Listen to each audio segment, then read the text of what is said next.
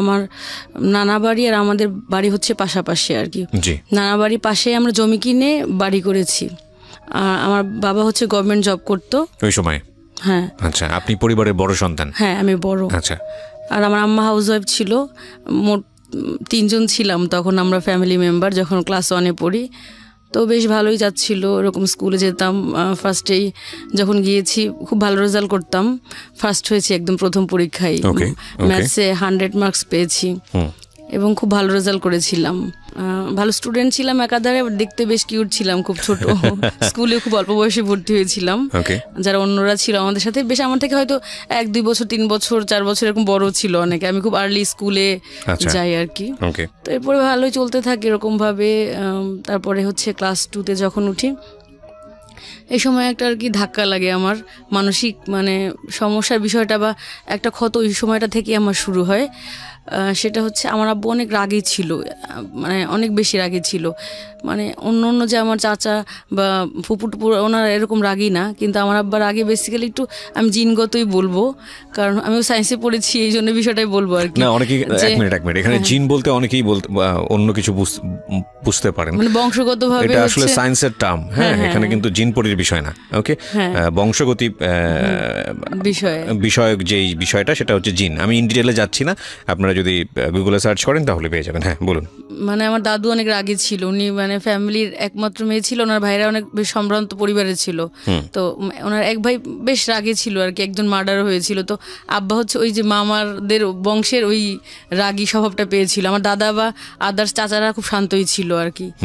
তো এই আব্বুর ব্যাড হ্যাক সবকিছুই ভালো, 5 ওয়াক্ত নামাজ রোজা করতো, গভর্নমেন্ট জব করেছে, তারপরে ভালো ছাত্র ছিল, সবকিছুই তার ভালো ছিল, পজিটিভ ছিল, খুব ডিসিপ্লিনড। কিন্তু একটাই ব্যাড হ্যাবিট ছিল, সেটা হচ্ছে কথায় কথায় হাত তোলা আর কি।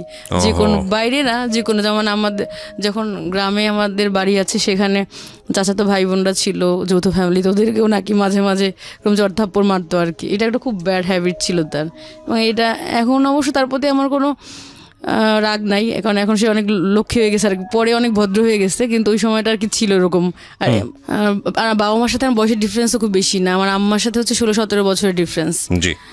আর প্রথম বেবি, বুঝতেই তো পারেন, তারা খুব একদম একেবারে ইয়ং ছিল আর কি, খুব টকবকে আর খুব উত্তেজিত, এরকম এক্সাইটেড স্বভাবে। তো তখন আমার আম্মা হচ্ছে, আমি ক্লাস 2 প্রেগনেন্সি ছিল।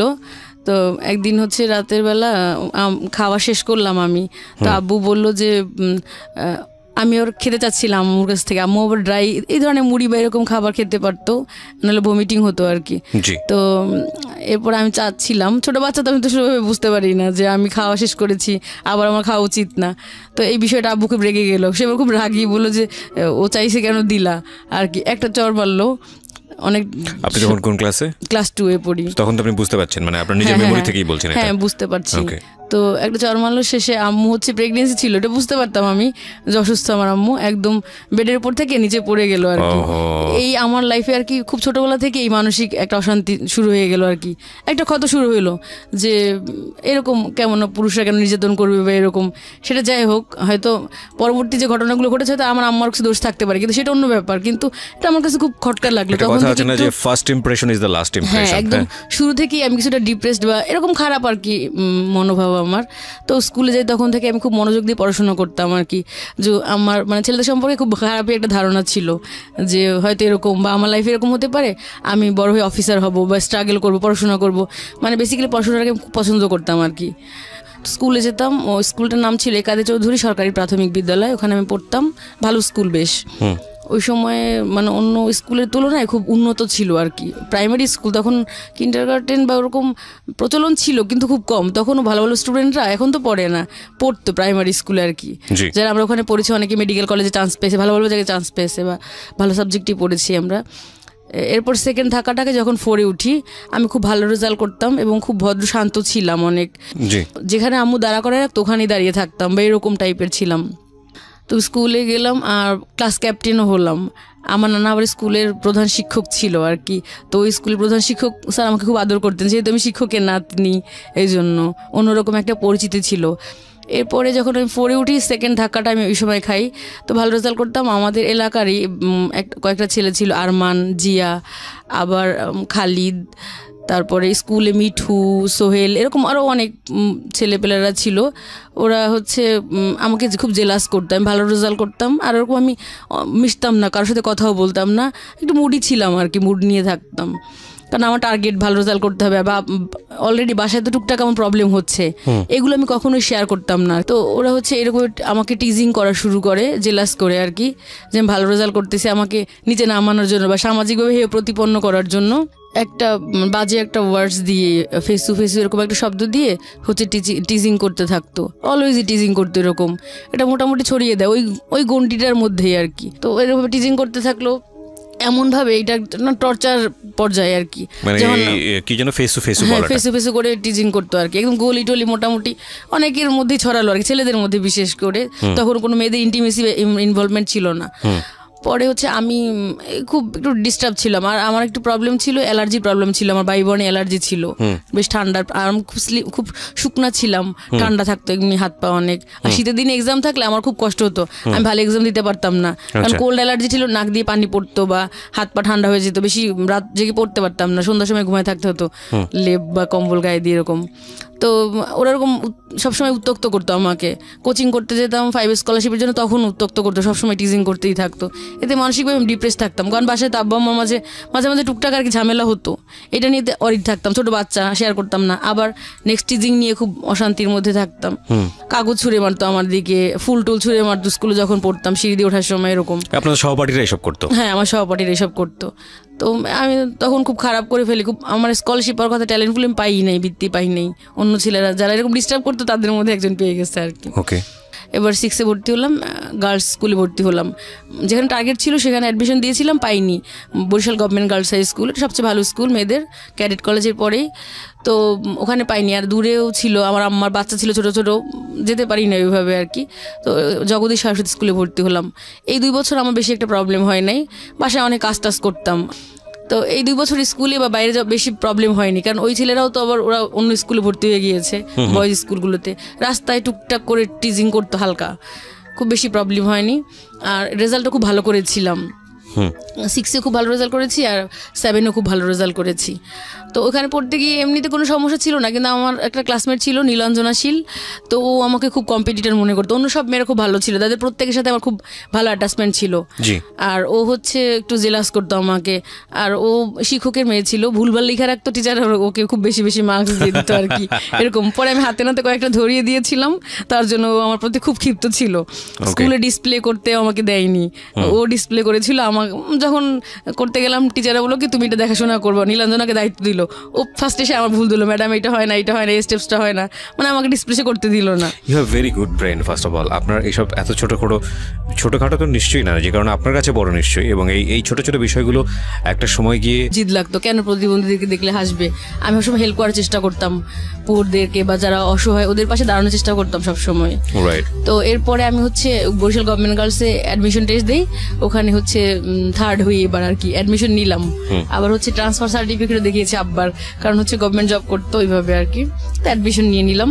এবার আমার উপর আবার টর্চার, হিটে উঠে গেছি, একটু বড় হয়ে গেছি, ওই যে এলাকার পোলাপানগুলো আবার হচ্ছে স্কুলে পিছন যেত আমাকে, আজে বাজে কিছু পোলাপান, একদম ওই ক্লাসের যেগুলো টিচিং করতো ওগুলো না, অন্যগুলো আর কি ছড়িয়ে দিয়েছে। তো সাইকেলে করে ওরা একদম স্কুলে যেত, পিছন যেত, আর পিছন হচ্ছে টিচিং করতে যেত। ওইটাকে ঘিরে এমনি তো মানে প্রেম করার জন্য ঘুরতো অনেক ছেলেপেলেরা। আর একটা জিনিস খেয়াল রাখবেন, বারবার হচ্ছে রাইট, আমাদের একটু ইন্টারাপ্ট করছি আপনাকে, একটা জিনিস অবশ্যই খেয়াল রাখা দরকার প্রিয় শ্রোতা, যে যারা কখনো এই ইফতিজের শিকার হননি তারা আসলে বুঝবেন না যে এটা আসলে কতটা ভয়ানক হতে পারে। খুব স্বাভাবিক না, একটা মানুষ, আপনি ধরুন আপনি নিজেকে চিন্তা করুন, একটা ছেলে কিংবা মেয়ে না, আপনি ঘর থেকে বের হয়েছেন, আপনার চারপাশের লোকজন আপনাকে অন্য একটা নামে খ্যাপাচ্ছে, 1-2বার সেটা ভালো লাগতে পারে বা আপনি হয়তো নেগলেক্ট করতে পারেন, কিন্তু এটা যদি ঘর থেকে বের হলে কন্টিনিউয়াসলি হতে থাকে এবং উল্টাপাল্টা আচরণ যদি হতে থাকে, তখন কিন্তু আপনি মেন্টালি ইমব্যালেন্স একটা পর্যায়ে পৌঁছে যাবেন। এবং শিশুদের ওই যৌক্তিক ব্যাপারটা কিন্তু মাথায় থাকে না, তখন ওর বয়স কিন্তু শিশু বয়স, এবং এটা কিন্তু র্যান্ডামলি বাড়ছে, যেটা স্কুল থেকে ধীরে ধীরে হাই স্কুলের দিকে যাচ্ছে। এগুলো একটু নোট রাখবেন। বলেন। তারপর হচ্ছে ভালো রেজাল্ট করতে না পেরে আমার বাসায় রাত্রেবেলা ঢিল মারতো। যখন আমি পড়তে বসতাম, আমাদের 5তলা ফাউন্ডেশন ছিল, টিন শেড, ওটা ছাড়া আমাদের আরেকটা বাড়ি আছে, আমরা এখন ওখানে থাকি আর কি, কিন্তু ওই সময় ওইটা ছিল আর কি, ওখানে ভাড়া দিয়ে দিয়েছি। তো ওই রাতের বেলা হচ্ছে কি সন্ধ্যার পরে ইচ্ছা মতো ঢিল ছুটতো আমাদের টিনের উপরে, কেন যে ছুটতো কেউ জানতো না, কিন্তু বড় হওয়ার পরে বুঝতে পেরেছি যে আসলে। আপনার বাবা থাকতো না আপনাদের সঙ্গে?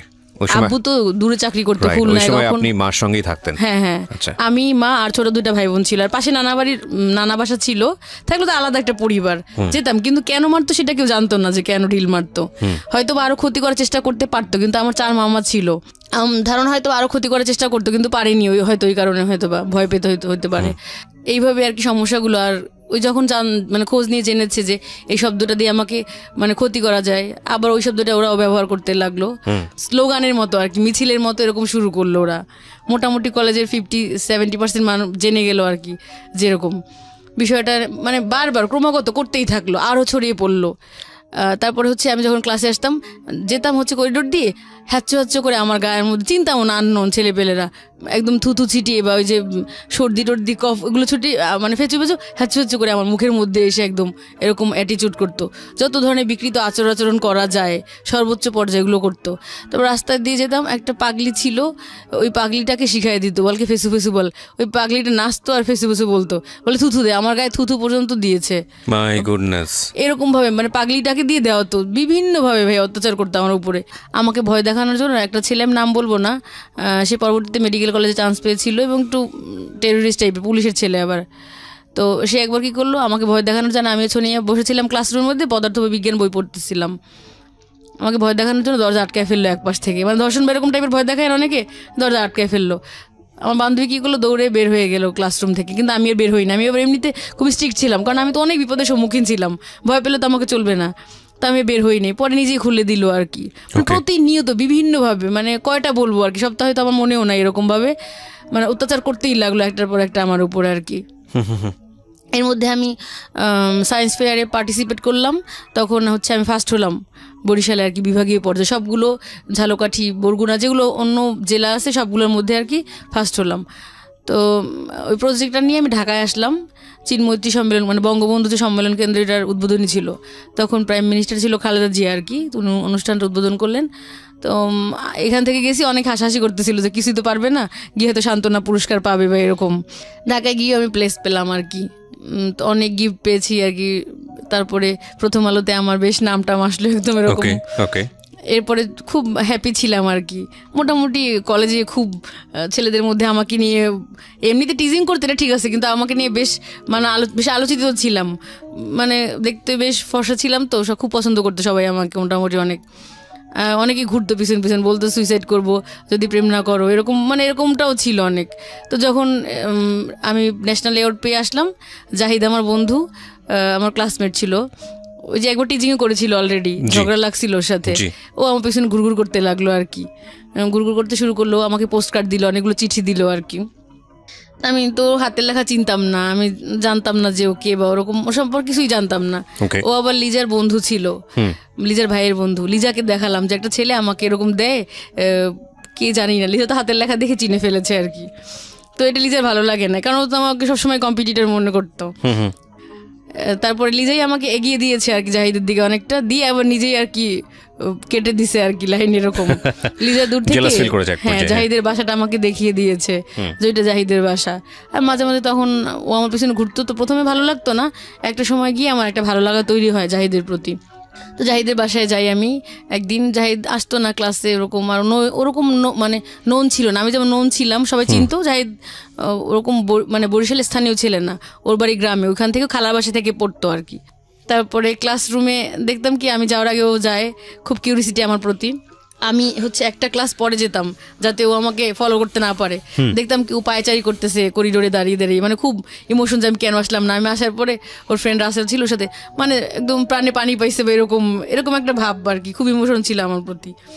তো ফার্স্টে আমার পিছন যেতাম, আমি যখন মানে ক্লাস শেষ হয়ে যেত, মূল ক্লাসগুলো আমাদের সায়েন্সের প্র্যাকটিক্যালগুলো থাকতো 2টা-3টা পর্যন্ত। তো যাচ্ছিলাম একদিন মাঠের মধ্যে দিয়ে, ও পেছন গেলো, বলে কি একটা কথা বলতে চাই তোমার সাথে। আমি কিছুই বলি না, হাঁটছিলাম, বললো যে তোমার প্রতি আমার তীব্র আকর্ষণ। এই কথাটা বসে পরে আমি হচ্ছে প্রেমে পড়ি আর কি। খুব ভালো লাগছিল কথাটা, বাসায় গিয়ে অনেকবার চিন্তা করলাম যে কি বললো, যে তীব্র আকর্ষণ এইসব। ওকে, খুব ভালো লাগা তৈরি হয় জাহিদের প্রতি আর কি। কিন্তু যখন ভালো লাগাটা তৈরি হয়েছে তখন জাহিদ আস্তে আস্তে আর কি সরে গেছে। কোন বয়সটা বলেন তো এটা, মানে কোন ক্লাসে পড়ছেন? ইন্টারমিডিয়েটে পড়তেছি আর কি, সেকেন্ড ইয়ারে উঠে গেছি। আমি একটু কথা বলি, ইন্টারমিডিয়েটের অনেক স্টুডেন্টরা আমাদেরকে শুনছেন, আপনার সঙ্গে একটু তাল মিলিয়েই বলি।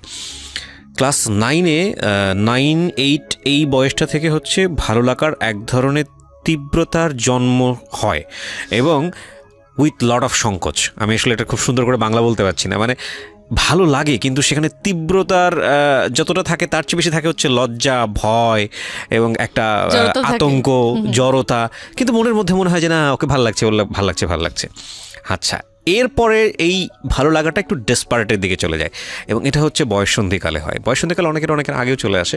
দুইটা জিনিস খেয়াল রাখবেন, বাবা মা যারা শুনছেন এবং যারা তোমরা নিজেরাও যারা এখন এই প্রেমের মধ্যে আছো তারাও একটু শুনে রাখো, কারণ এটাই শেষ কথা না। ইনফ্যাক্ট এই ভালো লাগাটা যখন তীব্র আকার ধারণ করে এবং একই সাথে যখন বয়ঃসন্ধিকাল চলে আসে, বয়ঃসন্ধিকালে ছেলেদের যে চেঞ্জটা হয় সেটা হলো একটা ছেলে হঠাৎ করে লম্বা হয়ে যায়, দেখবে 9-10 দেখে ধাম করে লম্বা হয়ে গেছে, গলার শটটা অনেক ম্যাচিউর হয়ে গেছে এবং অনেক বেশি ব্যক্তিত্ব সচেতন হয়ে গেছে। সে যে হাঁটছে, হাঁটার স্টাইলটা ঠিক আছে কিনা, সে যে জামাটা পরছে সে জামাটা ঠিক আছে কিনা, সে যে মাথাটা আঁচড়াচ্ছে সে মাথাটা, আমি একদম ছোটো ছোটো জিনিসগুলো ধরে ধরে বলছি, মাথার চুলের আঁচড়ানোর স্টাইলটা ঠিক আছে কিনা, এবং একটু শেভ করার দেখবা যে গোফটো উঠছে বা একটু শেভ, নতুন নতুন দাড়ি এবং শেভ করে সে যথেষ্ট লজ্জা পাচ্ছে। এই যে বয়সটা, এটাকে বলছি আমরা বয়ঃসন্ধিকাল। আমি অ্যাটিটিউড দিয়ে বুঝালাম, আর ফিজিক্যালের জায়গা থেকে তোমরা নিজেরা বুঝে নিও, ফিজিক্যালি অনেক বেশি চেঞ্জ আসে। মেয়েদের ক্ষেত্রেও কিন্তু এই জিনিসটা আসে এবং মেয়েদের মধ্যেও এই সেম জিনিসটাই গ্রো করে, কিন্তু with some physical changes. Interesting বিষয় হচ্ছে এই সময়টাতে কোনো ছেলেমেয়ের আচরণ মোস্ট অফ দ্য কেসেস আমরা বলতে পারি অনেক বেশি অ্যারোগেন্ট হয়ে যায়, উগ্র হয়ে যায়। তারা মানতে চায় না, তাদেরকে যদি কোনো একটা জিনিস বোঝাতে চায় যে না এটা এভাবে করো, এভাবে করলে জিনিসটা এরকম হবে, ওরকম হবে, ওরা বুঝতে চায় না, ওরা সিদ্ধান্ত দিতে চায় না, আমি তো নিজেই অনেক কিছু বুঝি। হ্যাঁ, উনি ছোটো ছোটো করে হাসছেন, হয়তো আপনারা অডিওতে পাচ্ছেন না। তো এইটা কিন্তু ছেলের ক্ষেত্রেও হয়, মেয়ের ক্ষেত্রেও হয়। এবং তখন যে সমস্যাটা বাবা এবং সন্তানের মধ্যে হয়, বাবা মা সন্তানের মধ্যে, সেটা হলো বাবা মা যদি না বুঝতে পারে যে এই আমার সন্তানের মধ্যে একটা বড় চেঞ্জ আসছে, তারা কী করে ছোটোবেলায় যেভাবে মানুষ করেছে, ছোটোবেলায় যেভাবে ডোমিনেট করেছে, ওই জিনিসটা যদি চালিয়ে যেতে থাকে তখন একটা মারাত্মক সংঘর্ষ হয়। এবং এই মারাত্মক সংঘর্ষটা খুব সার্টেন পিরিয়ডে চলে, 1-2 বছর, এবং কিছু বুঝে ওঠার আগেই শেষ হয়ে যায় এবং এই সময়টাতে অনেক বড় রকমের ভুলও করে ফেলে বাবা মা। সুতরাং আমি বাবা মাদেরকে স্পেশালি বলবো যে এই সময়টাতে ছেলে মেয়েদেরকে একটু অন্যভাবে ট্রিট করতে, একটু খেয়াল রাখতে। আচ্ছা, এবার হচ্ছে ভালো লাগার জায়গাটা বলি। আমাদের শিক্ষকরা ক্লাসে বলতো যে বয়সটা এমন কাকপক্ষে দেখলেও ভালো লাগে। হ্যাঁ, একদম খুব নুডলি বললাম, আমি কাউকে অপমান করছি না, বাট বিষয়টা কিন্তু আসলে এরকমই। হিসাব থাকে না কোনো, মানে ভালো লাগাটা এত এক্সট্রিম লেভেলে হয় যে ওকে ছাড়া আমরা বাঁচবই না, ওকে ছাড়া জান শেষ হয়ে যাবে। মাঝে মাঝে ফেসবুকে এরকম ভিডিও দেখি, মেয়ে পালিয়ে গিয়েছে, গহনা ঠহনা পরে এসে ফেসবুক লাইভে আসছে, এসে বলছে বাবা তুমি তো বলেছিলা ওকে ওর সাথে বিয়ে দিবা না, দরকার হলে একটা রিক্সাওয়ালার সাথে বিয়ে দিবা, আর তাই আমি বিয়ে করে ফেলেছি, ওর কোনো দোষ নেই। আমি চিন্তা করি আজ থেকে 5 বছর পরে এই মেয়ের জীবন গল্পটা কি দাঁড়াবে, কিংবা আজ থেকে 2 বছর পরে এই মেয়েটাকে এত ডেসপারেটলি বলতে পারবে যে বাবা আমি ওর সাথে সংসার করে অনেক সুখে আছি। কজ রিয়েলিটি তো অন্যরকম। আমাদের চারপাশে যে ঘটনাগুলো ঘটে সেখানকার প্রেক্ষাপটে বলছি। আমি এটা মিন করছি না যে মেয়েটা সুখী হবে না, সুখী হোক, আমরা সেটার জন্য দোয়া করি, কিন্তু এই ডেসপারেটনেসগুলো এই বয়সেই থাকে। কিন্তু এটা জীবনটা আসলে এরকম না। কজ ভালোবাসার তীব্রতা অবশ্যই থাকবে, সেটা সবার জীবনেই আসুক, কিন্তু সেই তীব্রতা আমাদেরকে যেভাবে 4-5টা সম্পর্কে অনেক বেশি ব্ল্যাঙ্ক করে ফেলে, অন্ধ করে ফেলে, যে না ওকে ছাড়া আমি বাঁচবই না, ওকে ছাড়া আমার জিন্দেগি তামা, কিংবা ওকে ছাড়া আমি নিঃশ্বাসই নিতে পারতেছি না। বিষয়টা আসলে এরকম না, এটা একদম এক্সট্রিম একটা ফিলিংস। এই এক্সট্রিম ফিলিংস সারা জীবন থাকে না। আমি আপনাদেরকে এবং তুমি করে বলি, because you are much younger than me. ওই স্টেজ আমি পার করে এসেছি, আমি আমার নিজের জীবন থেকে বলছি। ভদ্রমহিলা যিনি এখানে আছেন নিজের জীবন গল্প বলার জন্য, উনি হয়তো এগ্রি করবেন, এটা থাকে না। এবং এটা যখন থাকে না তখন অনেক কিছুর হিসাব শুরু হয়। এই হিসাবে গিয়ে যদি ছেলেটা মেয়েটার কাছে হেরে যায় বা মেয়েটা ছেলের কাছে হেরে যায়, তখন শুরু হয় দুর্বিষহ জীবন। সুতরাং যারা অনেক বড় রকমের মারাত্মক ফিলিংস নিয়ে কোনো একটা ছেলে কোনো একটা মেয়ের কাছে আছেন, কিংবা কোনো একটা মেয়ে কোনো একটা ছেলের কাছে আছেন, একটু রেস্ট নেওয়া প্রয়োজন। এটাই কিন্তু বাস্তবতা নয়, একটু সময় যাওয়া প্রয়োজন। সুতরাং হুটহাট করে আমরা যেন কোনো ভুল না করে ফেলি। জি, আপনি যেটা বলছেন আমার মনে হয় সেই স্টেজের কথাই বলছেন আপনি, যে সেই সময় যে খুব ভালো লাগতো। হ্যাঁ, একটু রাস্তাতে হেঁটে গেলেই মনে হতো আহা, একটু হাতটা ধরতে পারলে মনে হলো আহা, এই হাতটার কখনোই সাবান দিয়ে ধুবো না, থাকুক ওর শরীরে, ওর একটা স্পর্শ থাকুক। সেই বয়সের কথাই বলছেন, বলুন। তারপর তো ঘুরতে লাগলো। ঘোরার কারণ হচ্ছে যে আমি ন্যাশনাল অ্যাওয়ার্ড পেলাম, এটা খুব পছন্দ করতো আর কি। আচ্ছা। তারপর ডিবেট করতাম ওর সাথে, আমি একসাথে ডিবেটও করেছি। আচ্ছা। তো ও খুব তাকিয়ে থাকতো ডিবেট করার, আমি চাইতাম শিখতে, আমার শেখার আগ্রহটা বেশি ছিল যে ও একটু ভালো পারে শিখবো, কিন্তু ও হচ্ছে আমার বলতো আমার হাসি নাকি খুব সুন্দর, ঝংকার দেয়, এটার কানে বাজে, মানে অনেক ধরনের লোভনীয় কথাবার্তা বলতো আর কি, খুব ইমোশন দেখাতো। মানুষকে প্রশংসা করে অনেক দুর্বল করে ফেলা যায়, হ্যাঁ অনেক দুর্বল করে ফেলেছে আর কি। তো আমি চেঞ্জ হতে শুরু করলাম। এর আগে ছেলেদেরকে আমি খুব ঘৃণা করতাম, একদিকে বাবার প্রতি আমার খুব আক্রোশ ছিল, একটু নারীবাদী টাইপের ছিলাম কিছুটা, কবিতা টবিতাও লিখতাম এরকম, তারপর হচ্ছে আব্বুর বিরুদ্ধেও কবিতা পড়তাম এরকম যে আমরা তো জানি আকাশ আদিম পুরুষ, পৃথিবী রমণী, তবে কেন দু হাতে শিকল পরিয়ে রেখেছো, 1000 বছর ধরে কেন তুমি সূর্য দেখতে দাওনি, এরকম মানে কবিতা টবিতা পড়তাম। তো আব্বু হাসতো বা অবাক হইতো এরকম। আর ছেলেরা যদি ব্যথা পেতো আমি খুব মানে খুব মজা পেতাম, কারণ যে এই প্রিজিং করতাম তো খুব আক্রোশ ওদের প্রতি।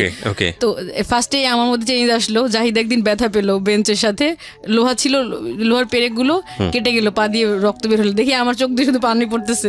প্রথম কোনো ছেলের জন্য আমার হচ্ছে কষ্ট হলো। ভেরি ইন্টারেস্টিং থিং, দেখেন উনি ছোট ছোট জিনিস কিন্তু কত বিউটিফুল, কত সুন্দর করে মনে রেখেছে বিষয়গুলো। ওকে, তারপর ওর হচ্ছে চোখে প্রবলেম হলো, ঢাকায় আসলো ট্রিটমেন্টের জন্য। তা আমি বললাম আল্লাহ জানো আমার চোখ দুটো নষ্ট হয়ে যায়, ওর চোখ যেন ভালো হয়ে যায়,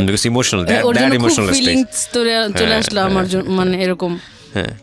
তো ও অলরেডি আমি একটু মিস করে গেছি যে এই যে টিজিং করতো, এর মধ্যে আমি খুব মেন্টালি অনেক আপসেট হয়ে গিয়েছি। রাতে আমি খুব খারাপ খারাপ স্বপ্ন দেখলাম, পানিতে ফেলে দিয়েছি। আর একদিন ওদের বাসায় গিয়েছিলাম, যার সময় আব্বু আবার দেখছে যাইতে রিক্সায়, তো এই জন্য সেও একটু সন্দেহ করতো যে কেন গেলো, বা আব্বু তো এমনি রাগি আর সন্দেহবাতিক টাইপের, কিছু বলতো না কিন্তু ইনডাইরেক্টলি একটু টর্চার করতো আর কি। আর যখন আমার হচ্ছে ফার্স্ট ইয়ার ফাইনাল পরীক্ষা দিলাম, এটা খুবই দুঃখজনক একটা ঘটনা ছিল আমার জন্য। তো আম্মা অনেক রাগী ছিল আর কি। আমার ভাই যে পড়াশোনা করতো না, সে হচ্ছে সমস্ত বইপত্র সব ফেলে দেয়। আমার ওদিন জুওলজি পরীক্ষা ছিল, আমি আবারও ভালো প্রস্তুতি নিয়ে খুব খারাপ করলাম আর কি। আমার 80 ক্রস করা টার্গেট ছিল, সেখানে আমি 78 পেলাম। তো আমি আবার জিদ করে হচ্ছে পড়াশোনা করতে ভালো লাগতো না, যে এরকম বারবার চেষ্টা করতেছি, বারবার হচ্ছে খারাপ হচ্ছে। এই জাহিদ ঘুরতে লাগলো, তখন এক ধরনের ভালো লাগা অনুভূতি, নিজের মধ্যে চেঞ্জ চলে আসলো অনেক। এর আগে হচ্ছে অনেক সবাইকে আমি মোটামুটি কম্পিটিটর মনে করতাম, যে আমি খুব ভালো রেজাল্ট করবো, কম্পিট করবো, ডিবেট করতাম, এগুলোতে হচ্ছে আমি ফার্স্ট হইতে হবে, আমাকে সবাইকে টপকায় যেতে হবে এরকম। যখন জাহিদের প্রেমে পড়লাম, আমার মানসিকতা একদম চেঞ্জ হয়ে গেল, প্রচণ্ড রকম মানবিক। এর আগে একটু অহংকার ছিল অন্যরকম, তারপরে অন্যরকম ব্যাপার ছিল, যেগুলো একদম চেঞ্জ হলো, অনেক ভালো হয়ে গেলো মন মানসিকতা। কাউকে আর কম্পিটিশনটা টর মনে করতেছি না, কাউকে জেলাস করতেছি না, কাউকে হচ্ছে ওরকমভাবে মানে একদম মনে হতো যে ও জিতলে আমি জিতবো আর কি, আমি হেরে গিয়ে ওকে জিতাইয়ে দিই, এরকম একটা মানসিকতা আর কি তৈরি হলো আমার। যাই হোক, এরকম টিজিং তো চলতেই থাকলো। আর জাহিদ আমাকে যে একটু আমি ওর প্রতি উইক হলাম, এর আগে তো ও ঘুরছে আমার পিছনে, যে আমি দুর্বল হলাম, ও আমাকে উল্টা টর্চার করা শুরু করলো, বললো তোরই দোষ, পোলাপান তোরে টিজিং করে কেন, নিশ্চয়ই তুই কিছু করছো, তোরই দোষ। আর লিজাও এরকমভাবে টর্চার করতে শুরু করলো, বলে যে আমাদেরকে তো কেউ টিজিং করে না, তোমাকেই করে, সেই লিজার অনেক মানে এরকমভাবে আমাকে মেন্টাল টর্চার করতে লাগলো আর কি। আমি খুব হতাশ আর কি মোটামুটি এরকম। তো পরীক্ষার আগে আমি স্বপ্নে দেখলাম কি যে একটা লাল শাপলা বড় একটা নদীর মধ্যে অনেক চেষ্টা করতেছে টিকে থাকার, আর অনেক ঘোলা পানি আর কি, ওকে বারবার ঢেউ দিয়ে উঠায় ফেলার চেষ্টা করতেছে, ও চেষ্টা করতেছে টিকে থাকার, আর ও মানে পানিটা ওকে উঠায় নিতে। এক সময় শাপলা শিকড়টা উঠে গেছে একদম, পুরো মূল সহ একদম উঠে গেছে আর কি, এরকম স্বপ্নে দেখছি। এরপর তো পরীক্ষা দিলাম, এপ্রিল মাসে পরীক্ষা শুরু হলো। এর আগের বছরগুলোতে ছেলেমেয়েরা কম্বাইন্ড ছিল আর কি, মোটামুটি দেখে দেখে লেখার সুযোগ ছিল ছেলেদের কাছ থেকে। ওই যে রাকিব, সানজিদ, মিঠুর আমাকে টিজিং করতো, ওদের সাথে আবার মুন্না পাশাপাশি রোল ছিল আমাদের। হ্যাঁ, এমনিতে ওরা টিজিং করতো কিন্তু কোনো স্ক্যান্ডাল ছড়ায়নি, বা ওদেরটা দেখে দেখে লেখার সুযোগ ছিল, ওরা ভালো ছাত্র ছিল, এমনি দেখাবে আর কি, এরকম হয়তো টিজিং করতো, এরকম মেন্টালিটির। কিন্তু ওই বছর মেয়ে ছেলে আলাদা করে পড়লো। তারপরে বরিশাল কলেজে সিট পড়লো আর কি, 4 তলায় পড়লো, সেখানে কোনো ফ্যান ছিল না, কি যেন একটা গ্যাঞ্জাম হয়েছিল এর আগে, মারামারি কলেজে, ফ্যান ট্যান আবার সব নিয়ে গেছে এরকম। প্রচণ্ড গরম ছিল একদম, গ্রীষ্মের মানে এপ্রিলের দিকে পরীক্ষা। আমার গলার স্বর বসে গেছিলো একদম, অনেক সিক থাকতাম, আমার তো অ্যালার্জি আছে, কোল্ড অ্যালার্জি, কফ টফ এরকম ছিল। ছেলেরা খুব ভালো রেজাল্ট করেছে, ওরা দেখে দেখে লিখছে, বা দেখছি আশেপাশে তো তাকিয়ে দেখেছি আর কি। তো এরপরে পরীক্ষা দিলাম ভাই, যখন আমি মানে এমন মানসিক অবস্থা হলো আমার, ডিপ্রেস থাকতে থাকতে, যে আমি ঠিক মতো ওই শিটগুলো ফিল আপ করতে পারতাম না। আমার রোল ফিল আপ করলে মনে হতো আমি ভুল করছি, মনে হয় এটা করছি, এরকম এই মানসিক অশান্তি শুরু হলো আমার আর কি সেকেন্ড ইয়ার থেকে। টিচিং করতে করতে এমন অবস্থা, জাহিদ আমাকে মেন্টাল টর্চার করতেছে, লিজা করতেছে, তোমাকে কেন বলে, নিশ্চয়ই তোমার প্রবলেম আছে। জাহিদ বল তোর দোষ। তো এতদিন তো সাহস পাইনি, যেই প্রেম মানে ভালোবাসছি, প্রেম করতাম না, তথাকথিত কোনো সম্পর্ক ছিল না, মানে পছন্দ করতাম, তখন সে বলতো যে আমার দোষ, এই জন্য পোলাপান আমাকে টিচিং করে, এইসব বয়ফ্রেন্ড তখন এই ধরনের কথা বলছে, এগুলো বলতে শুরু করলো আর কি, মেন্টালি টর্চার করা শুরু করলো। এটা আমি খুব ভেঙে পড়লাম মানসিকভাবে আর কি।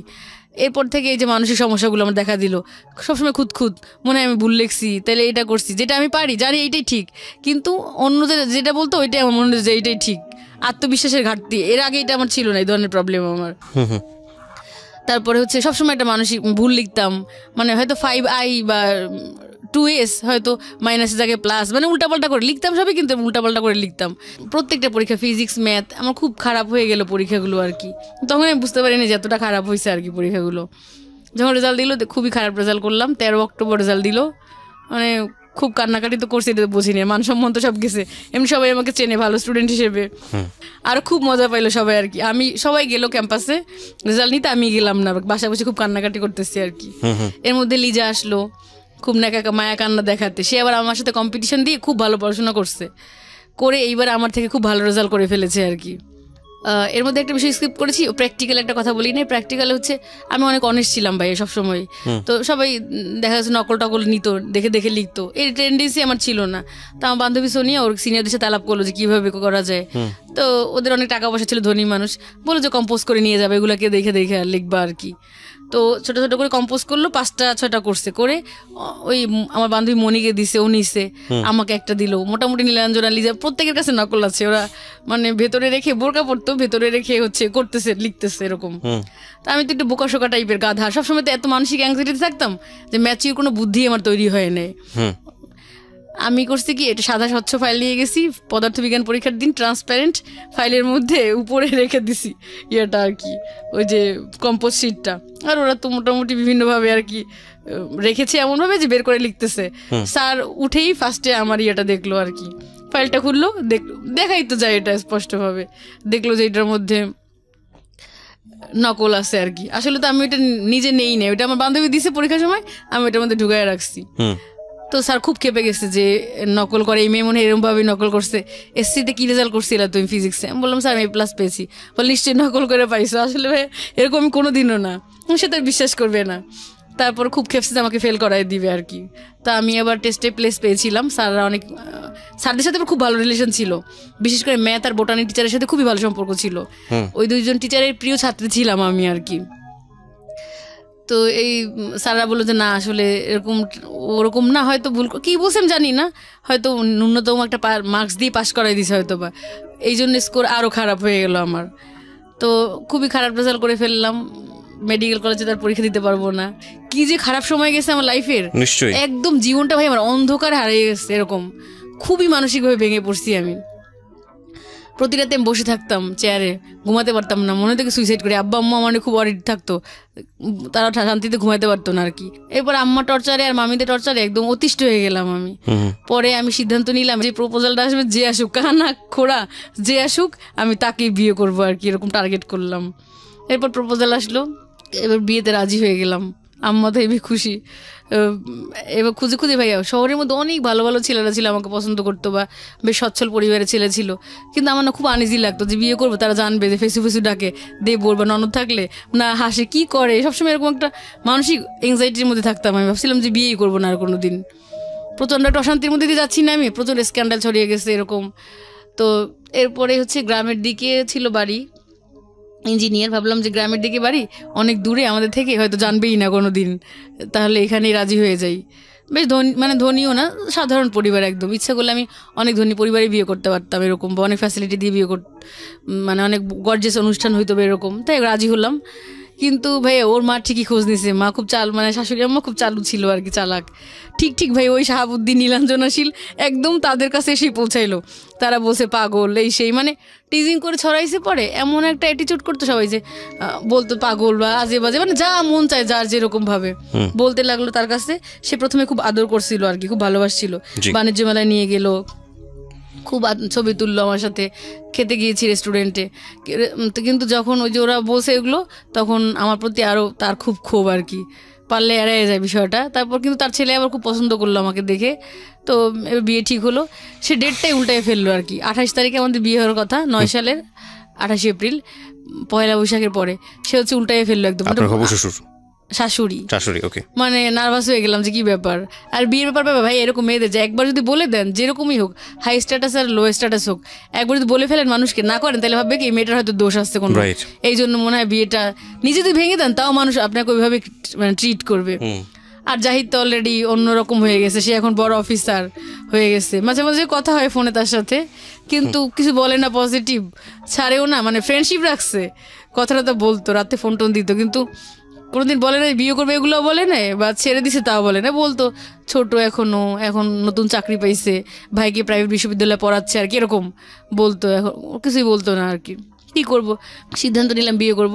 পরে হচ্ছে শাশুড়ি আম্মায় একটু খেপে গেলো আর কি আমার প্রতি, জানলো যখন এগুলো, তো বিয়ে ডেটে চেঞ্জ করে ফেলো। পরে 29 তারিখ, শাশুড়ি মা মানে হচ্ছে হবু শাশুড়ি, তখন তো হয়নি। হ্যাঁ, পরে হচ্ছে বিয়ে হবে।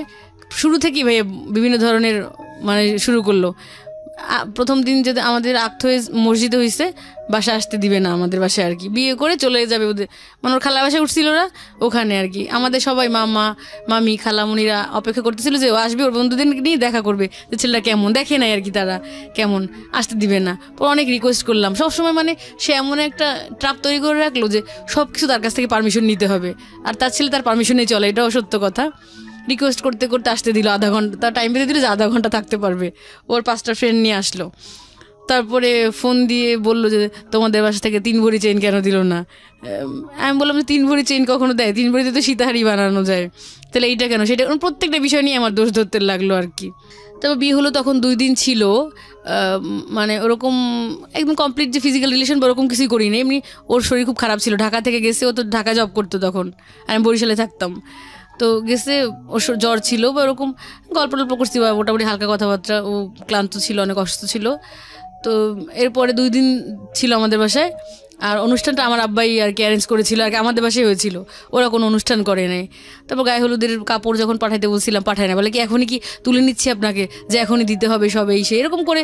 তাই আমি ভাবছি যেহেতু এটা বলছে, মনে হয় পরে বিশাল করে আর অনুষ্ঠান করবে হয়তো, বা এরকম বলছে, ওরা আশ্বাস দিছে আর কি।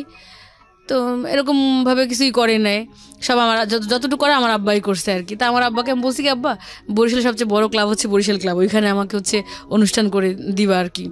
কিন্তু মনে মনে কুবুদ্ধি, কিছুই করে নাই। পরে হচ্ছে আর আসলোই না ভাইয়া 6 মাস। কেন আসলো না জানি না, হয়তো বিভিন্ন কারণে ক্ষিপ্ত ছিল না কি, কিছুই বললো না, নতুন জবে জয়েন করেছে, সেই কারণে হইতে পারে, জানি না আমি, এগুলো আসলে অজানাই রয়ে গেলো আমার কাছে, আসলো না।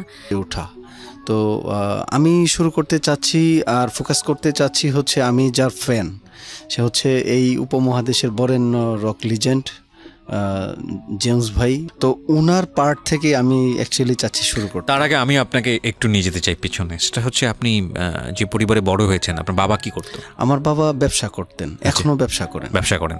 ক ভাই বোন ছিলেন আপনারা? আমি, আমার এক ভাই, আমার আর কোনো ভাই নাই, আর আমার 3 বোন। আপনি কি সবার বড়? আমি সবার বড়। ওকে, তো কেমন পরিবেশে বড় হয়েছেন? মানে আমি জানতে চাচ্ছি যে পারিবারিক আর্থিক অবস্থা বা লেখাপড়া, প্রাথমিক মাধ্যমিক এইসবগুলো যদি একটু আমাদের একটু বলতেন। খুব সাধারণ ফ্যামিলি থেকেই বড় হয়েছি, পড়াশোনা করেছি কিশোরগঞ্জ সাধারণ স্কুল কলেজে পড়াশোনা করেছি। সৌভাগ্য হয় নাই ভালো কোথাও মানে পড়াশোনার চেষ্টা করেছি। সৌভাগ্য হয়নি? সৌভাগ্য হয় নাই, পারিবারিক সচ্ছলতার বিষয় ছিল। তারপর যখন স্কুলের গণ্ডি পেরিয়ে কলেজ লাইফ আসলো, তখন আবার ওই জেমস ঘরানার ভিতরে চলে যাওয়া। না, জেমস ঘরানার ভিতরে চলে যাওয়া কোন বয়স এটা? এটা আসলে 93-94 থেকে আমি চাচা মামাদের সাথে গানগুলো শোনা হইতো।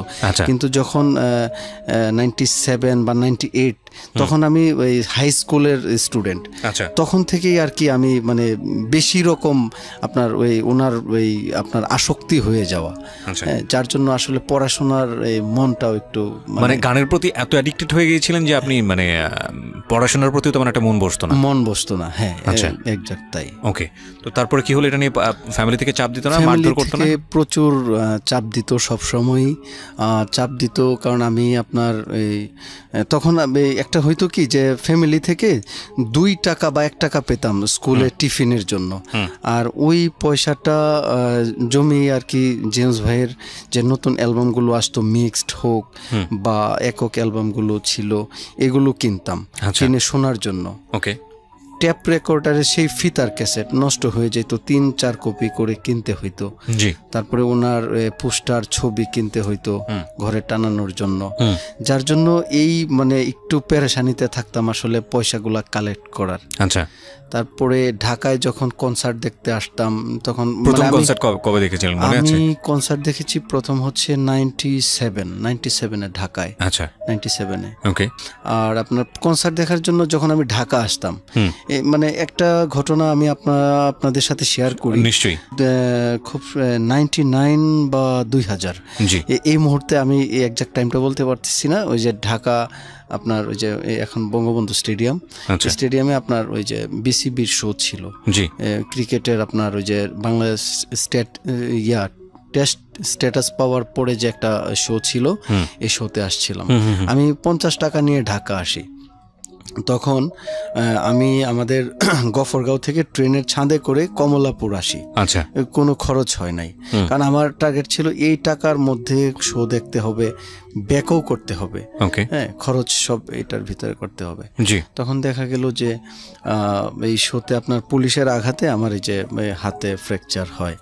হ্যাঁ, তারপর এই পুলিশের আঘাত কেন? মানে পুলিশের আঘাত ছিল আপনার, আমি মানে একদম স্টেজের কাছে চলে যেতাম সব সময়, যে গুরুকে যেন কাছ থেকে দেখতে পারি। আচ্ছা। হ্যাঁ, তখন এরকম হাত দিয়ে স্টেজে ধরে রাখলাম, আপনার একটু মানে গ্যাদারিং হয়েছিল ভিতরে। আচ্ছা, কত সালের ঘটনা এটা? এটা 99 বা 2000। ওকে। তখন আপনি কোন ক্লাসের স্টুডেন্ট? তখন আমি ক্লাস 8 এর স্টুডেন্ট। ওর ডেডিকেশনও দেখবেন প্রিয় শ্রোতা। ওর লাইফের স্টোরি বলতে গেলে আমি যেটা বোঝাতে চাচ্ছি যে ছোটবেলার গল্প, আসলে তেমন কোনো গল্প নাই, এবং ও ক্লাস 8-এ থাকা অবস্থায় জেমসের গানের কি পরিমাণ ফ্যান, ওর মধ্যে মানে ওর ভেতরে জন্ম নিচ্ছে রক গানের প্রতি, এবং সেখানে স্পেশালি জেমসের প্রতি যে ভালোবাসাটা, এবং এটা ওকে কোথায় নিয়ে গেছে সেটা আপনারা যখন ধারাবাহিকভাবে জানবেন, সামনের দিকে আমরা আগাবো, তখনই বুঝতে পারবেন। হ্যাঁ, তো ফ্র্যাকচার হয়ে গেল, মানে ঘটনাটা কি ঘটেছিল আমাকে একটু বলুন। ঘটনাটা ঘটেছিল, আমি স্টেজের কাছাকাছি চলে গিয়েছি, তখন আমি স্টেজে এরকম হাত দিয়ে ধরলাম, আর এরকম মানে পুলিশ লাঠি চার্জ চলতেছে ভিতরে, তো হুট করে একটা আঘাত আমার ওই যে বাঁ হাতের উপরে আর কি পড়লো। তখন আর কি একটু ফ্র্যাকচার, একটু না বেশ মানে পুরো ফ্র্যাকচার হয়ে যায়। আর এই ফ্র্যাকচার হাত নিয়ে আমি কিন্তু পুরো শো শেষ করেছি, গান শুনেছি। তারপর আপনার কমলাপুর রেলওয়ে স্টেশন আমি হেঁটে গিয়েছি। হ্যাঁ, এই ফ্র্যাকচার পেইন ছিল অনেক। আর সারা রাত স্টেশনেই ছিলাম, এরপর সকালের ট্রেনে আমি ব্যাক করি, এই শুধু তাকে দেখার জন্য এবং গান শোনার জন্য। হ্যাঁ, তাকে দেখার জন্য, তাকে শোনার জন্য। ওকে।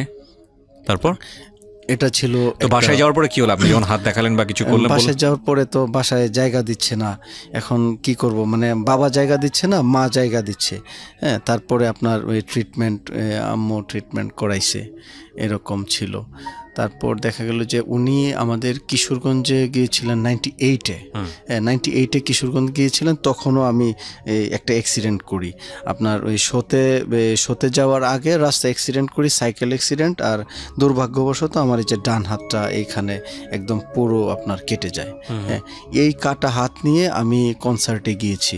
তারপরে একদম কনসার্ট শেষ করে এসে তারপরে আমি আপনার ওই হসপিটাল থেকে আর কি হাত সেলাই করি। মানে আমি চেয়েছি যে জেমস ভাই যে এসেছেন, ওনাকে আমি দেখার জন্য আসছি, ওইটা আমার আগে শেষ করতে হবে। আমি কি পেলাম না এগুলো হচ্ছে পরে। ওনার সাথে আমার প্রথম দেখা হয় 2002-এ হচ্ছে ভালো করে দেখা হয়। এমনিতে 99-এ বা 2000-এ দেখা হয়েছে, কিন্তু এইগুলো হয়তো উনিও মনে রাখে নাই, বা মানে এরকম একটা পরিবেশে দেখা হয়েছে যে মনে রাখার মতো কথাও না। হাতির পুলে সাউন্ড গার্ডেন স্টুডিওতে গিয়েছি, দেখা হয়েছে, অনেক ভক্তরা আসতো, উনিও আপনার সবাইকে টাইম দিত, ওইভাবে স্পেসিফিক হয়তো ওনার মনে থাকার মতো না। কিন্তু 2002-এ আমি ওনার সাথে ফোনে কন্ট্রাক্ট করে এসেছি যে গুরু, আমি আপনার সাথে দেখা করতে আসব। তখন এসএসসি পরীক্ষা দেওয়ার আগে। তো উনি ফোনে আপনি বললেন, কি বললেন তাকে? উনি আমাকে বললেন যে আমি তোকে মনে রাখবো, তুই এসএসসি পরীক্ষা দিয়ে একেবারে তারপরে আয়। মানে এভাবেই কথা বলেছেন? হ্যাঁ, এভাবেই কথা বলেছেন উনি। সবসময় আমাকে মানে তুইটা সম্বোধন না, করতেন। প্রথম কথোপকথন যেহেতু, সেটাই আমি সেজন্যই বলছি। আচ্ছা, যে তুই একদম তোর পরীক্ষা শেষ করে তারপরে তুই এর আগে তো আয়। আপনার সম্পর্কে জেমস তেমন কিছু জানতো না, জানতো কি? না, তবে ওই যে দেখা করার আগে আপনার প্রায় বছর খানেক ফোনে ওনার সাথে আমার কথা হইতো। ওকে, ফোনে কথা হইতো প্রায়। ফোন ধরতো? হ্যাঁ, আমার ফোন ধরতো। ইন্টারেস্টিং। আমি আমার তো তখন পার্সোনাল ফোন ছিল না। আমি আমার এলাকা থেকে যে ফোন ফ্যাক্সের দোকান থেকে ফোন দিতাম, এটা উনি সেভ করে রেখেছিলেন। আমি বলছি যে আমি তোর এই নাম্বার সেভ করা আছে, তুই আমাকে ফোন দিস। আচ্ছা, অনেক সময় উনি ফোন না ধরতে পারলে উনি কিছুক্ষণ পরে আমাকে কল ব্যাক করতো। ওকে, ভেরি ইন্টারেস্টিং। মানে জেমসের দ্বারা তো এটা আমার কাছে মনে হয় অস্বাভাবিক। আমরা নিজেরাই তো ফোন দিলে ফোন ধরে না। না, গুরু আমাকে ভালোবাসেন। সেটা তো আপনার সঙ্গে মানে সেটা তো পরবর্তীতে ঘটনার কারণে, তখন ইনিশিয়ালি আপনার ফোন ধরবে? তখন হয়েছে কি, আমি আপনার প্রায়ই ওনাকে মানে আমি প্রথম দিকে বিষয়টা বলি, প্রায় ওনাকে আমি ফোন দিতাম। তো যখন উনি ফোন ধরতেন আমি শুধু বলতাম যে গুরু আমি আপনাকে ফোন দিয়েছিলাম, আমার তো ফোন নাই, আমি ফোন ফ্যাক্সের দোকান থেকে ফোন দিই। আর এই মানে অনেক রিকোয়েস্ট করে বলার পরে উনি ফোন নাম্বারটা উনি সেভ করে রাখেন যেন উনি আমাকে পান। আর আমি সপ্তাহে একবার ওনাকে ফোন দিতাম, কারণ ফোনের মিনিট ছিল আপনার 8 টাকা। হ্যাঁ, এই 2 মিনিট 3 মিনিট কথা বললে কিন্তু 16 বা 24 টাকা লাগতো। আর ওই টাকাটা আমাকে ম্যানেজ করেই ফোন দিতে হইতো। রাইট। হ্যাঁ, এখনের মতো তো এত সস্তা ছিল না। সেটাও ঠিক, সেটাও ঠিক। ফোনের একটা ভ্যালু ছিল, যার জন্য মানে এই ভ্যালুটা গুরু আমাকে দিতেন। বুঝতে পেরেছে যে না, ঠিক আছে। ওকে, তারপর আপনার এই এসএসসি পরীক্ষার পরে এসএসসি পরীক্ষার পরে একদম মানে আমি একদম রেজাল্ট নিয়ে আসছি। আচ্ছা, এসএসসি পরীক্ষার পরে ফোন দিয়েছি, বললো যে তুই রেজাল্ট নিয়ে আয়, আমি পাস চাই। উনি আমাকে অ্যাপ্রিসিয়েট করেছেন যে আমি পাস চাই, আমি তোর রেজাল্টটা ভালো চাই। এরপরে একদম এসএসসি পরীক্ষা দিয়ে রেজাল্ট নিয়ে তারপরে আমি গুরুর সাথে দেখা করতে আসি ওনার যে বাড়িধারায়। আচ্ছা, বাড়িধারায় দেখা করতে আসি। এটা যদিও সাউন্ড গার্ডেন স্টুডিওতে অনেকবার দেখা হয়েছে, কিন্তু এই দেখা আর এই দেখা হচ্ছে অনেক ডিফারেন্ট ছিল। কারণ এটা হচ্ছে একদম পার্সোনালি ওনার সাথে আমার মিট করা প্রথম। হ্যাঁ, আসলেন আপনি? উনি তো বললো যে তুমি এই দিন আসবা, বলছিল নাকি? আমাকে উনি টাইম দিয়েছেন যে তুই এই দিন আসবি। হ্যাঁ, এসে এই অ্যাড্রেস দিয়ে দিছে যে তুই গেটে এসে আমার কথা বলবি আর আমাকে তুই ফোন দিস। হ্যাঁ, আমার তো ফোন নেই, আমি একদম ঠিকানা মতো চলে আসছি। আমার একটা ফ্রেন্ড আর একজন বড় ভাই ঢাকা থাকে, ওদেরকে নিয়ে আসছি।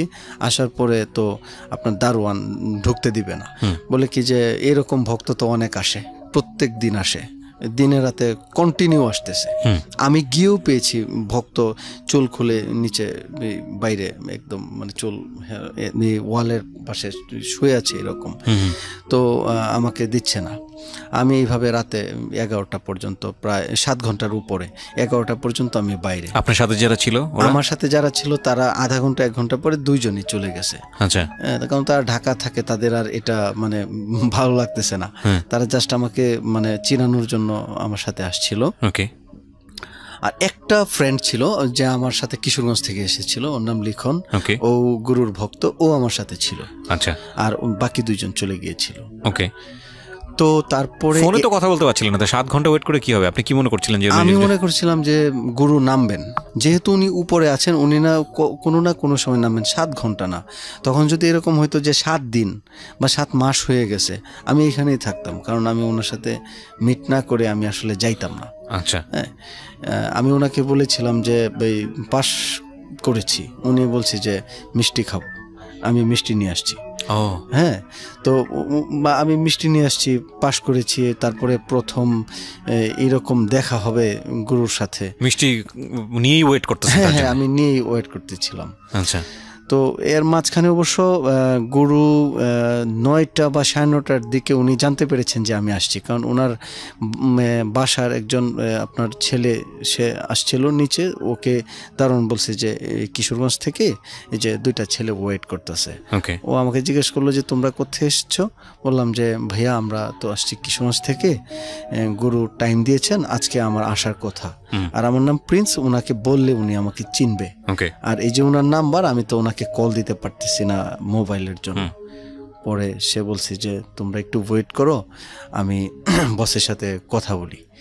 তারপর সে আবার আধা ঘন্টা পরে কিছু আপনার ওই আপনার বিস্কিট নিয়ে আসছে আর কি, যে গুরু পাঠাইছে এবং ভিতরে একটু বসতে দিছে নিচে, হ্যাঁ, যে এখনই উনি নামবে, উনি স্টুডিওতে আছে। তারপর উনি 11টায় উনি নিচে আসছে, রাত 11টা। You are our legend of course. এবং কিন্তু আপনাকে যেরকম চড়া স্বভাবের দেখি আমরা, স্টেজ থেকে শুরু করে ইন্টারভিউ সব জায়গাতেই, মানে এই একটা কথা আছে কিন্তু, ডাবের ওপরটা কিন্তু অনেক শক্ত হয়, ভেতরটা কিন্তু নরম। হ্যাঁ, সো ভক্তদের সে এত রেসপেক্ট করে মানে বা ভালোবাসে, এটা আপনার যে ক্ষেত্রে হয়েছে, বাকি ক্ষেত্রে আমি যে আসলে কি বলবো আমি বুঝতে পারছি না, মানে আমি মিলাইতে পারতেছি না সামহাও। ওকে, ঠিক আছে। তারপর গুরুর সাথে ছবি তুলছি, ওনার অটোগ্রাফ নিয়েছি। আগে তো অটোগ্রাফের ব্যাপার সেলফি টেলফি ছিল না। হ্যাঁ, তারপর গুরু এই দিন আবার উনি দেশের বাইরে যাবেন। আচ্ছা, হ্যাঁ, উনি মানে বাইরে যান। উনি কত সালের ঘটনা মনে আছে? এটা হচ্ছে 2002 এর ঘটনা। তো উনি আপনার বাইরে যাবেন, দেখলাম যে ওনার ওই লাগেজ টাগেজ নিয়ে আসতে, তবু উনি নিচেই আমাকে আধা ঘন্টার মতো উনি টাইম দিছে। আমি আমার ফ্রেন্ড আমরা ছবি তুলছি, উনি অনেকক্ষণ কথা বলছে, একদম হাঁটতে হাঁটতে আপনার ওই যে ওই ওনার গেট থেকে বাহিরে বের হয়ে আসছেন। হ্যাঁ, তারপর উনি বলছেন যে তুই এখন কোথায় যাবি, কোথায় উঠছিস? হ্যাঁ, বললাম যে আমি এই উত্তরাতে আমার আন্টির বাসায় উঠছি। হ্যাঁ, তারপর উনি মানে ওনার গাড়িতেই উনি এয়ারপোর্ট পর্যন্ত নিয়ে আসছে, কারণ উনি তখন ওই যে দেশের বাহিরে যাবেন। আচ্ছা, উনি ওই এয়ারপোর্টে আমাকে বলছে যে ঠিক আছে, আমি এখন এয়ারপোর্টে ঢুকবো, যেতে পারবি কিনা? বলছি যে গুরু আমরা যেতে পারবো, অসুবিধা নেই। হ্যাঁ, তো উনি মানে এই ভালোবাসাটুকু, মানে যেটা আমার মানে চাওয়া ছিল না, চাওয়ার চেয়েও বেশি অ্যাকচুয়ালি উনি আমাকে দিয়েছেন। ফাইন, এইখান থেকে পজ দিয়ে আমি একটু ফ্ল্যাশব্যাকে যেতে চাই, মানে পিছনে। সেটা হচ্ছে যে আপনার বাসায় কি হতো জেমসকে নিয়ে, আপনার ব্যক্তিগত লাইফে কি হতো? আপনি কি সারাদিনই জেমসের গান শুনতেন? আমি সারাদিনই জেমস ভাইয়ের গান শুনতাম, সারাদিনে জেমস ভাইয়ের গান শুনতাম। কিন্তু বাসায় প্রচুর প্রবলেম ছিল কি, মানে আমার আব্বু একটু আর কি, একটু না ঠিক অনেকটাই মানে মানে খুব কড়া ছিলেন। হ্যাঁ, আমার আব্বুকে আমি অনেক ভালোবাসি, হ্যাঁ, কিন্তু তখন উনি অনেক কড়া ছিলেন।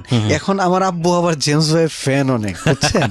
জেমস ভাই এখনকার গল্প না, আমি পরে আসবো। হ্যাঁ, তারপর দেখা গেছে এরকম হয়েছে যে আমি আমার পরীক্ষা খারাপ করছি, আমাকে একদম মানে মানে এটা আসলে মিডিয়ায় আমার এইভাবে বলা ঠিক হচ্ছে না। এখানে মানে হাতে দাগ আছে পুরা, যে ক্যাসেট গলায় একদম হাতের মধ্যে ফেলাইয়া দিছে, ক্যাসেট গলিয়ে মানে একদম মানে আগুনে পুরাই হাতে ফেলাইয়া দিছে। এই গান শুনতে শুনতে আপনার পরীক্ষা খারাপ হতো এই কারণে একদিন রাতে সারা রাত্র মানে ওই যে নারিকেল গাছের সাথে বেঁধে রাখছে, যে কেন ওই কনসার্টে গিয়েছিলাম, ঢাকায় আসছিলাম। তারপরেও আপনাকে এখান থেকে ছুটাতে পারে? আমাকে ছুটাইতে পারে নাই। আমাকে এরকম হয়েছে যে মানে প্রচুর আপনার মানে ওই নির্যাতনের মুখোমুখি, শুধু ফ্যামিলিতে না, ফ্যামিলির বাইরেও। চুল বড় ছিল, মানে এই রাস্তায় অনেকেই মানে পাগল বলতো, তখন তো পাগল ছাগল। চুল বড় রেখে একটা ছেলে এইরকম বয়সে এসএসসি পরীক্ষার্থী, হ্যাঁ, মানে জেমসকে ফলো করতেন? হ্যাঁ, গুরুকে সবসময় ফলো করতাম।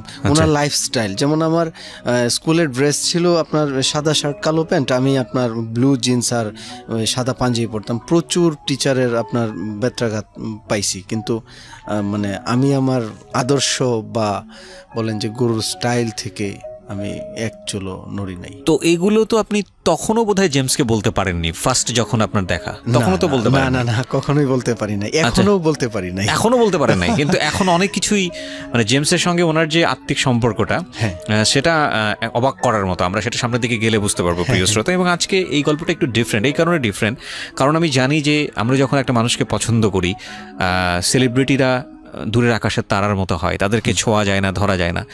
একটা এথিক্সও আছে এই জায়গাটা থেকে, যে সেলিব্রিটিদেরকে দূরে রাখাটাই ভালো, তাদেরকে ব্যক্তি খুব কাছাকাছি জীবনে না নেওয়াটাই ভালো, এবং সেলিব্রিটিরা সেটা মেনটেনও করেন।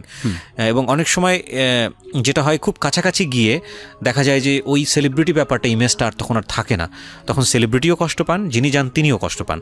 কিন্তু কিছু কিছু ব্যতিক্রম ঘটনা থাকে, যে ব্যতিক্রম ঘটনাগুলো আজকে আমাদের সুযোগ হয়েছে এই অনুষ্ঠানে উপস্থাপন করবার।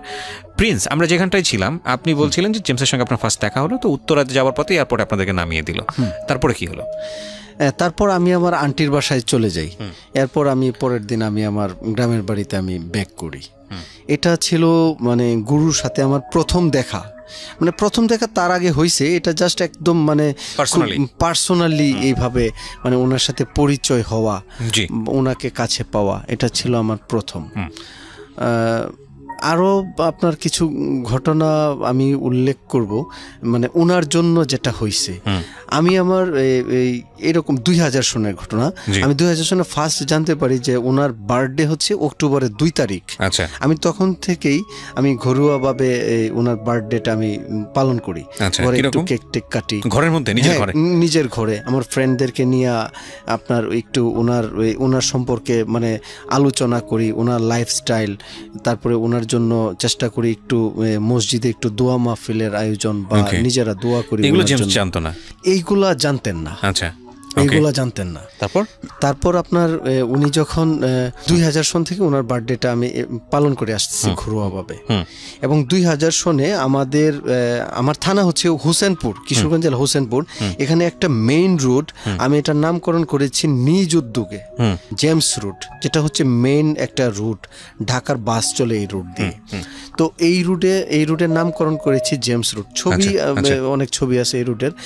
নিজে নামকরণ করেছেন? নিজে এটা আপনার ওই যে নিজে ওই যে ছোট ছোট আপনার ওই যে প্লে কার্ড টাইপের আপনার ওই যে টিনের মধ্যে আপনার পেইন্টিং করে লিখেছি যে স্বাগতম জেমস রুট এরো দিয়ে একদম বিদ্যুতের পিলারগুলোতে আমি আপনার এগুলো মেরে দিয়েছি। মানে এরকম হয়েছে যে সাইকেল দিয়ে যাচ্ছি, এক ফ্রেন্ডকে বললাম যে তুই সাইকেলটা ধরা, আমি এটা মাইরে দিই, মেরে দিয়েছি। মানে নিজ উদ্যোগে নিজের দিয়ে জেমস রুট করে দিয়েছি। এইটার জন্য হইল কি আমাকে মানে পুলিশ ধরে নিয়ে গেছে একদিন। আচ্ছা, এটা 2000 সালের ঘটনা? এটা 2000 সনের ঘটনা। আচ্ছা, কিভাবে ধরলো? পুলিশ ধরে নিয়ে গেছে, আমাদের টিওনো এই রোডে যাচ্ছে, সে হঠাৎ দেখলো কি এরকম কে লাগাইছে, উনি দেখে উনি নাইমা ধরে পুলিশে আপনার মেসেজ দিছে, পুলিশ এসে আমাকে ধরে নিয়ে গেছে। আচ্ছা, হ্যাঁ। তো মানে একদিন ছিলামও থানার হাজতে একদিন ছিলামও।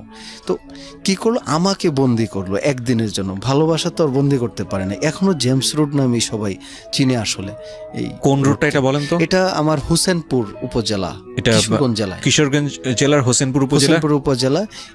এটা হচ্ছে আপনার এই রুটটা কলেজের মোড় থেকে একদম হসপিটাল মোড় পর্যন্ত একটা রুট, প্রায় 1 কিলোমিটারের মতো পাকা রাস্তা। তো মেইন রুট, ঢাকার বাস চলে হচ্ছে এই রোডে। ওইটুকুর নাম হয়েছে জেমস রোড। সবাই জেমস রোড নামে চিনে। আচ্ছা, এই জেমস রোডের আশেপাশে যদি কেউ থেকে থাকেন আজকে আমাদের স্টুডিওতে যারা শুনছেন, তারা প্লিজ এই রোডটার ছবি তুলে আমার ফেসবুকে এটা পোস্ট করবেন, আমি একটু দেখতে চাই এই রোডটা। এবং আমার ফেসবুকের ঠিকানা হচ্ছে www.facebook.com/kibriya.rj। আমি আবারও বলছি www.facebook.com/KEBRIA.RJ। পেজটি RJ কিবরিয়া নামে আছে, ওখানে গিয়ে লাইক দেবেন প্লিজ। হ্যাঁ, বলেন। তারপর আমাকে তো জেলে রাখতে পারলো না, একদিন পরে আমি তো চলেই আসলাম। হ্যাঁ, কিন্তু মানে এই জেলের যে আমার যে সময়টুকু, এইটুকু না আমাকে আরো মানে একদম মানে পাগল করে দিয়েছে যে জেমস ভাইয়ের জন্য। আচ্ছা, হ্যাঁ, আর ফিল করেছি তখন জেমস ভাইয়ের সেই গান জেল থেকে বলছি। ওকে, তারপর এই ছিল আমার মানে জেমস রুট করার যে ছোট্ট ইতিহাস। আর এই জেমস রুটের বিষয়টা আমি 2002 যখন গুরুর সাথে আমার প্রথম দেখা হয়েছে, তখন আমি বিষয়টা ওনার সাথে শেয়ার করছি, ওনাকে ছবিও দেখাইছি যে গুরু, এই যে আপনার নামে একটা রোডের নামকরণ করতেছি আমরা বন্ধুরা, আমার উদ্যোগে আপনি একটু দোয়া করেন যেন মানে শেষ পর্যন্ত যেন এটা ঠিক থাকে। ওকে, গত বছর এই যে ইত্তেফাক পত্রিকা এটা নিয়ে রিপোর্ট করছে যে ওই জেমস রোড নিয়ে। হ্যাঁ, তো এখনো মানুষ জেমস রোড নামেই চিনেন। ওকে, ফাইন। সো 2002 সালে দেখা হলো, এর আগে তো অনেক অত্যাচার সহ্য করতেই হয়েছে। দেখা হওয়ার পরের কাহিনীগুলো দিকে সামনে। দেখা হওয়ার পরে আপনার ওই যখন ইন্টারমিডিয়েট ভর্তি হয়েছি, তখন আমি প্রায় চলে আসতাম, বাসা চিনি। এখন তো আমি লিজেন্ডের বাসা চিনে গেছি, আমি হুট হাট চলে আসতাম। আর উনি কখনো আমাকে না করতেন না যে তুই আসিস না। আসলে উনি অনেক খুশি হইতেন, উনি টাইম দিতেন। আমি ওনার সাথে একসাথে বসে ডিনার করার মানে সৌভাগ্য হয়েছে, ওনার স্টুডিওতে রেকর্ডিং এর সময় থাকার সৌভাগ্য হয়েছে, ওনার যে বাড়ি ধারাতে, ওনার লাইফস্টাইল, ওনার সাথে কনসার্টে যাওয়া, এগুলার সৌভাগ্য হয়েছে। কিন্তু তখন হলো কি যে আমার ফ্যামিলি থেকে আমার উপরে আরো ব্যাপক প্রেশার চলে আসছে, কারণ আমি পড়াশোনা ফেলে শুধু চলে আসি ঢাকা, চলে যাই চিটাং, চলে যাই রংপুর, মানে ওনার যেখানে যান আমি আসি। আমি আছি, ওনার শো মিস নাই, আমি আছি। তারপর বাসা থেকে টাকা পয়সা দেওয়া বন্ধ করছে, তখন আমি টিউশনি করেছি। এরকম হয়েছে যে আমি পয়সা দিয়ে টিকিট কাটতে পারি না, আমার কাছে টাকা ছিল না, আমাকে আনসার সারা রাত্র আটকায় রাখছে এই রেলওয়ে স্টেশনে। হ্যাঁ, তবু আমি মানে কখনোই মন খারাপ করি নাই, চেষ্টা করছি যে ওনার সব কয়টা শোতে আপনার আমি গিয়েছি। ওনার ছবি কিনতাম, যত্ন করে বাধাই করতাম, লেমিনেটিং করে রাখতাম যেন ছবিগুলো নষ্ট না হয়। এখনো অনেক স্মৃতি আছে। এর আস্তে আস্তে যেটা হলো যে আপনার ইন্টারমিডিয়েট আমি একবার রেজাল্ট আমার খারাপ হয়েছে, আমি এটা করতে গিয়ে কি আমি আপনার পরীক্ষাগুলো সবগুলো দিয়েছি, কিন্তু প্র্যাকটিক্যাল পরীক্ষা না দিয়ে চিটাংয়ে ওনার শো ছিল। আমি একদম চিটাং চলে যাই কিশোরগঞ্জ থেকে। আমি ভাবছি যে প্র্যাকটিক্যাল না দিলে তো কিছু হবে না, শোটা তো আমার মানে যাওয়া উচিত, আমি তো ভক্ত। কিন্তু আমার এই প্র্যাকটিক্যালটা না দেওয়ার জন্য আমার রেজাল্টটা খারাপ হয়। তো কলেজের অধ্যক্ষ মহোদয়ের সাথে আমার কথা বলতে হয়েছিল, তো উনি আমাকে যে তোমাকে পরীক্ষা দিতে দেওয়া হবে না, তুমি মানে এই কলেজের লাইফে তুমি একটা কলঙ্ক, যে এইরকম একটা সহজ সাবজেক্টে তুমি ফেল করছো। তো তার কাছে আপনার কলেজের প্রিন্সিপাল কি জানতো, বুঝতো যে আলটিমেটলি এরকম, যে আমি জেমসের জন্য এরকম হচ্ছে, গুরুর ভক্ত। পরে আমি বলছি যে আসলে গুরুর একটা কনসার্ট ছিল, তো এই জন্য স্যার আমি তো মানে গুরুত্ব দিই না, আসলে পরীক্ষাটা আমাকে ক্ষমা করেন। আমি যে পরে উনি বললো যে তোমার তো মানে সামনের বছর যদি পরীক্ষা দাও, এই গুরুর কনসার্ট হলে আবার তো দিবা না পরীক্ষা। আমি বলছি না, আমি দিব, হ্যাঁ আমি কনসার্টে যাব না, আমি পরীক্ষাটা দিব। হ্যাঁ, এই মানে এই প্রমিস করে আর কি পরের বছর উনি আমাকে সুযোগ দেন পরীক্ষাটা দেওয়ার। মানে এক বছর আপনাকে ড্রপ দিতে হয়? এক বছর আমাকে ড্রপ দিতে হয়েছিল। আচ্ছা, আপনি যখন এই কাজগুলো করতেন বা আপনি যেটা করতেছেন, আপনার কাছে এটা পাগলামো মনে হতো না? আপনার কাছে মনে হতো কি, মানে আমাদের সবার কাছে তো মনে হচ্ছে এটা একটা চরম পর্যায়ের পাগলামো, এবং ফ্যামিলির বড় সন্তান আপনি। আমার তো এইজ তখন কম ছিল, এখনের এই যে থাকলে হয়তো সেটা করতাম না, বা করতাম আমি এখনো আরো বেশি করি। তখন তো অল্প করতাম, এখনো বেশি করি। এখন তো আপনি অনেক লিবার্টি পেয়েছেন, 18 বছরের উপরে বয়স, তো এটা তো স্বাধীনতা আছে, সে কারণে হয়তো নিজের মতো করে করছেন। কিন্তু আপনার কাছে এটা কখনো পাগলামো মনে হয় না? না, আমি যেটা করতেছি এটাই সঠিক। এরকম আমি ওই যে চোখের এই পাশে আইপিএস করেছিলাম, জেমস যেটা করেছে সেরকম। এটাও 2002 বা 3-এ, 3-এর শুরুতে বা 2-এর শেষে এরকম, না সরি 3-এ করেছি এটা।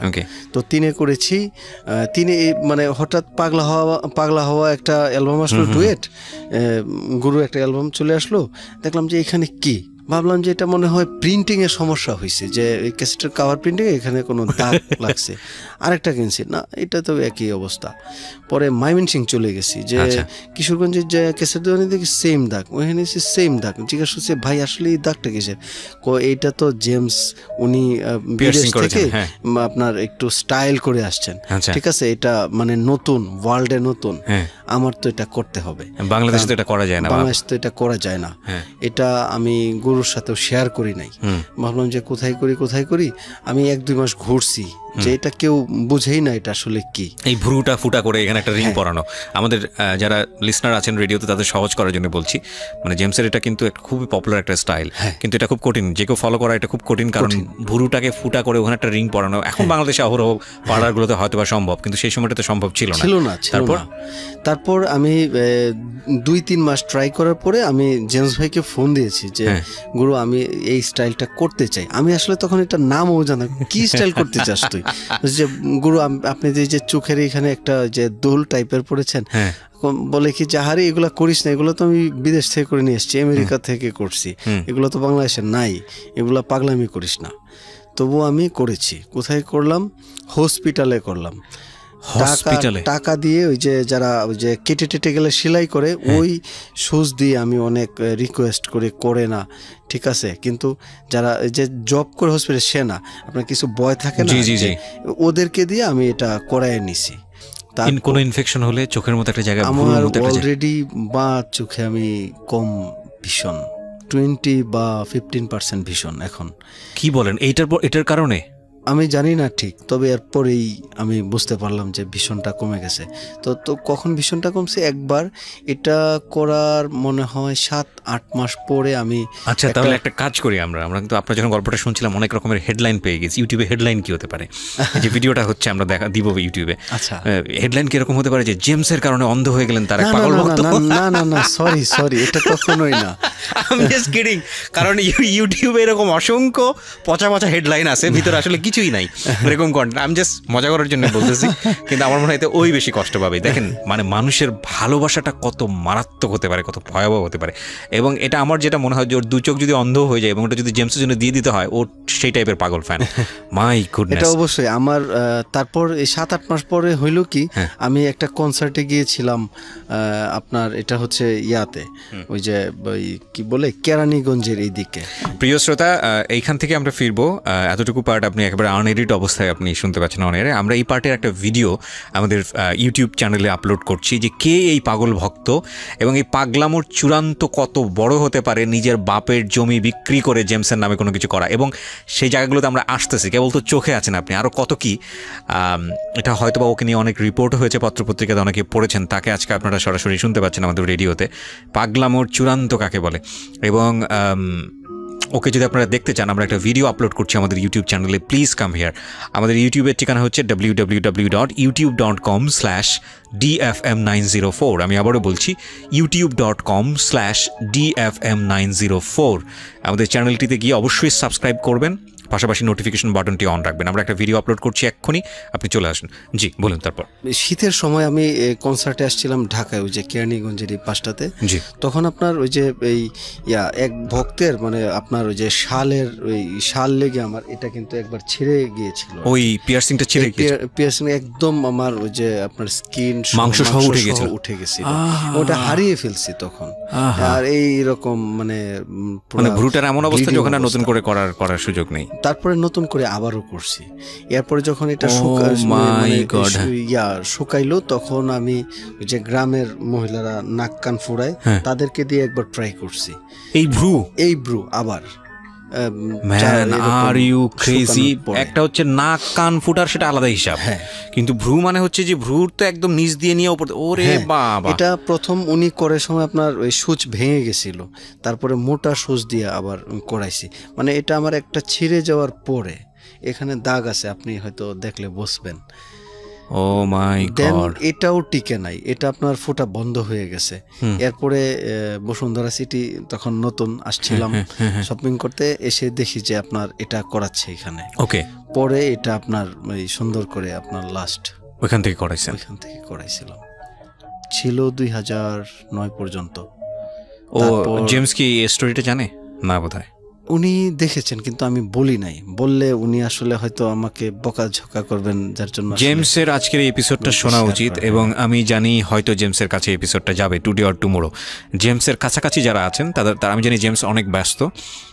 আমরা রিকোয়েস্ট করব যে জেমস ভাইকে অন্তত আজকের এই এপিসোডটা দিয়ে দেবার জন্য। আমি জানি জেমস তার জীবনে অসংখ্য পাগল ভক্তের সন্ধান পেয়েছেন এবং জেমস সেটা ডিজার্ভ করে।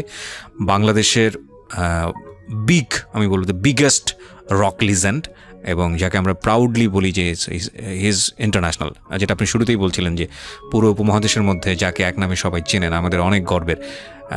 সুতরাং তার পাগল ভক্ত থাকবে, খুব স্বাভাবিক। কিন্তু এই রকম পাগল ভক্ত যে লেখাপড়া নাই, সব কিছু ছেড়ে ছুড়ে দিয়ে জেমসের জন্য, এবং এখনও তাই, আমরা ধারাবাহিকভাবে সামনের দিকে আরও আগাতে চাই। জি, তারপর 2007-এর লাস্টে আমি ঢাকায় আসি। 2008-এ আপনার এইভাবেই ঘোরাফেরা করতে থাকি। মানে তখন হইল কি যে ইন্টারমিডিয়েট পাস করার পরে আমি আপনার ওই গ্র্যাজুয়েশনের জন্য ওই মানে কলেজে ভর্তি হয়েছি, কিন্তু চুল বড়, ঠিক মতো আপনার কলেজেও শান্তি পাই না। সবাই মানে এই যারা ওই ফ্রেন্ড বা জুনিয়র সিনিয়র সবাই একটু টিজ করে, যেরকম চুল বড় মেয়েদের মতো থাকে না, মুফস্বলে আগে এরকম ছিল, পাগল টাগল বলতো। খুব মানে ডিস্টার্ব ফিল করতাম, কলেজে যাইতে ইচ্ছা করতো না। টিচাররা দাঁড় করায় রাখতো, কান ধরিয়া বের করে দিত যে চুল কাইটা তারপরে ঢুক। কিন্তু আমি কখনো মানে তাদের মানে কথা শুনি নাই। তারপর ঢাকায় চলে আসছি যে ভাল লাগতেছে না। হ্যাঁ ফ্যামিলিতে মানে 2-3 বছর হলো যে আমার ফাদার আমার সাথে কথা বলেন না, মাথার চুল বড় রাখছি, কারণ প্রত্যেক দিন এই মানে আমি কখনো কারোর সাথে ঝগড়া বিবাদ করতাম না, আচ্ছা, কিন্তু মানে শুধু শুধু মানুষ নালিশ করতো আব্বুর কাছে যে এই ফসল থেকে উঠে আসছি তো আমার বাবার একদম মানে রক্তের পয়সা খরচ করে। কিসের বিজনেস ছিল না? ছোট বিজনেস আসলে, ওই যে একটু স্টক মালের বিজনেস আর ওই যে ফটোগ্রাফি ভিডিওগ্রাফির বিজনেস ছিল, একদম মানে খুব পুয়ার বিজনেস। সৎ পয়সা 2 নম্বরই করার কোনো সুযোগ নাই, আর আপনি এগুলো কিনে কিনে ব্যয় করছেন হচ্ছে হলো ঝাক্কার নাক্কা দেহ দোলনা। আসলে এটা ভালোবাসার জায়গা থেকে। Exactly, we also respect that, যে আপনি যাই ভালোবাসেন না কেন যে ওই জিনিসটা থেকে একটা না একটা রেজাল্ট অফকোর্স আসবে। ওর ভালোবাসাটা কত বড় রেজাল্টের জায়গায় এসছে সেই জায়গাটায়, বাট আমরা আজকের অনুষ্ঠানটা থেকে কাউকে ইন্সপায়ার করতে চাই না এরকম পাগল ভালোবাসার, এবং সেটা জীবনে অনেক সময় ভয়ানক আকার ধারণ করতে পারে। জেমস ভাই হয়তো অনেক ভালো মানুষ, সে কারণে হয়তো ওর জীবনে একটা গতি হয়েছে, কিন্তু সবার জীবনে কিন্তু এটা হয় না। হ্যাঁ, এবং এত পাগল ভালোবেসে কাছে গিয়ে অনেক সময় কষ্ট পেতে হয়, অনেক কষ্ট পেতে হয়। জি প্রিন্স ভাই বলুন। তারপর ঢাকায় আসছি। ঢাকায় আসার পরে দেখা গেছে যে আমাকে ফ্রেন্ডরা অনেক হেল্প করছে, এর মধ্যে আমি নাম বলবো, লিখন অনেক হেল্প করছে, মহসিন অনেক হেল্প করছে। কি ধরনের হেল্প? ওরা আমাকে টাকা দিয়ে হেল্প করছে সরাসরি, যে আমি ঢাকা আছি যে সার্ভাইভ করার জন্য 500 টাকা নেও, তুমি একটু মানে চেষ্টা করো কিছু করার। এবারে ঢাকায় 1 বছর 1.5 বছর ঘোরাঘুরি করার পরে আপনার আমি একটা চাকরি নেই উত্তরাতে। আচ্ছা, তখন অফিসের জন্য আমার চুল কাটতে হয় আর আইপিআরসটা আমার মানে ওপেন করা লাগে। ওকে, কিন্তু তখন মানে আসলে আমার মানে পিঠে পিছনে দেয়াল ছিল, আমার কিছু করার ছিল না। চুল কাটার পরে আমি 5-7 দিন একটু অস্বাভাবিক ছিলাম। কত বছর ছিল আপনার এই চুল? চুল ছিল আমার 2000 সন থেকে চুলটা আমার রাখা, প্রায় 7 বছর যাবত আপনি 8 বছর এই চুল হয়ে বড় করে জেমসের মতো করে চুল রেখেছেন। হ্যাঁ। ওকে, তারপর এই চুলটা আসলে কাটার যে কি কষ্টের, এটা আসলে ভয়ানক কষ্টের, ভয়ানক কষ্টের, ভালোবাসার জায়গা থেকে এটা করা মানে মনে হচ্ছে যে কি যেন চলে গেছে, মানে কি যেন নাই ভিতরে এই চুলটা চলে যাওয়ার পরে। আপনার 7 বছর রাখার পরে চুল এত ঘন, আমি অবাক হচ্ছি। না, আমার সৃষ্টিকর্তা আপনার প্রতি যথেষ্ট সদয়। আমি মাত্র একবার বড় করেছিলাম 2 মাসের জন্য, আমার অর্ধেক চুল পড়ে গেছে, এবং তারপরে এই যে ছোট করেছি আর কখনো বড় করার চিন্তাও করিনি। ওকে, তো তারপর আপনার প্রাইভেট জবে আসি। জবের পাশাপাশি আমি খুব সংগ্রাম করে ঢাকায় দাঁড়িয়েছি। এখন আপনাদের দোয়ায় আমার মানে গাড়ি, ফ্ল্যাট সব কিছুই করেছি, সবাই নিজের চেষ্টায়। আমি জানি, আমি গল্পটা এক লাইনে শেষ করে দিতে চাই না, আমি একটু ধারাবাহিকভাবে যেতে চাই। তারপরে জেমস ভাইয়ের সাথে আপনার সম্পর্কগুলো কেমন ভাবে, কিভাবে? তারপর ঢাকায় যখন আমি আসলে চুল কেটে ফেললাম, তখন আমি মানে লজ্জায় আমি আর গুরুর সাথে আর দেখা করি না, কাছেই যাই না। কনসার্টে গেলে একদম পিছন থেকে দেখে আসি। যদি উনি আমাকে সামনে দেখে যে চুল নাই, তখন ভাববে যে ও তো ফালতু ছেলে। এই ভয়টা ভিতরে কাজ করতো যে আল্লাহ, তার ফ্যান, আমি চুল রাখছি, এখন নিজের প্রয়োজনে চুল ছাড়লাম। মানে এই যে ভয়, এই ভয়টা আমাকে একটু দূরে সরায় দেয় তখন, যে জেমস ভাই হয়তো কষ্ট পাবে। মানে আমি ভাবতাম যে আমি ভালোবাসি, আমাকেও বাসে, এই ভালোবাসাবাসি থেকে হয়তো উনি কষ্টও পেতে পারে। হ্যাঁ, কিন্তু যখন দেখলাম যে না, এই চুল কাটার পরে বা আমি প্রতিষ্ঠিত হওয়ার পরে জেমস ভাই আরো বেশি ভালোবাসে, তার মানে যে উনি তো আমার ভালো চায়। আমি যদি সেই পরিবেশে থাকতাম তাইলে হয়তো আমি খারাপ থাকতাম, উনি হয়তো মানে হয়তো এখন ওনার ভক্ত হিসেবে যে একটা অবস্থানে আছি, এখন ওনার ভালো লাগে যে আমার ভক্ত ভালো আছে। খারাপ থাকলে তো খারাপ লাগবে যে আল্লাহ কেমন আছে আমার ভক্ত, তাই না? তো এই জায়গাটা থেকে বুঝি যে এখন হয়তো ওনার ভালো লাগে। রাইট না, কিন্তু এখনকার গল্পটা হয়তো একটু মিক্সিং টাইপের গল্প হবে। একটা গল্প আমি এরকম শুনেছি, বোধহয় বিলবোর্ড টানানো বা কিছু একটা, এটার গল্পটা একটু শুনি তো। এটার গল্পটা হচ্ছে 2015 সনে আপনার এই 51তম বার্থডে ছিল। 51তম বার্থডে ছিল, তখন আমি মানে এই যে দীর্ঘদিন জেমস ভাই এত বয়স হয়ে গেছে, 51, 52, 53, 54 বছর। না আসলে এটা এইভাবে, সরি মিডিয়া আমার বলা ঠিক না, উনি তো চিরতরুণ। হ্যাঁ, সো ইয়াং, মাশাআল্লাহ। উনি তো চিরতরুণ, ওনাকে দেখে কিন্তু বোঝা যায় না, একদমই বোঝা যায় না, একদম মানে যুবক এখনো। এক্স্যাক্টলি, হ্যাঁ, ওনার ভয়েস সেই আগের মতো, কিন্তু এখনো আগের মতো, পুরাই কড়া যেটাকে বলে, খোলা মাঠের দরাজ গায়ক, এখনো সেই টকবগে। হ্যাঁ, আর 54 আসলে কোনো এজও না সেই অর্থে বলা যায়। ওকে, ইউ আর ইয়াং জেমস ভাই, আমাদের ইয়াং তরুণ বলা যেতে পারে। হ্যাঁ, ওই সময় ভাবলাম যে এই যে 2007 থেকে আপনার 14-15 পর্যন্ত যে একটা গ্যাপ হয়ে গেছে, আমি ওনার কাছে যাই না, ভয় পাই। আমি ভাবতাম যে জেমস ভাই হয়তো আমাকে ভুলে গেছে, যে প্রিন্স নামে একজন ভক্ত ছিল কিশোরগঞ্জের, সেই পাগল।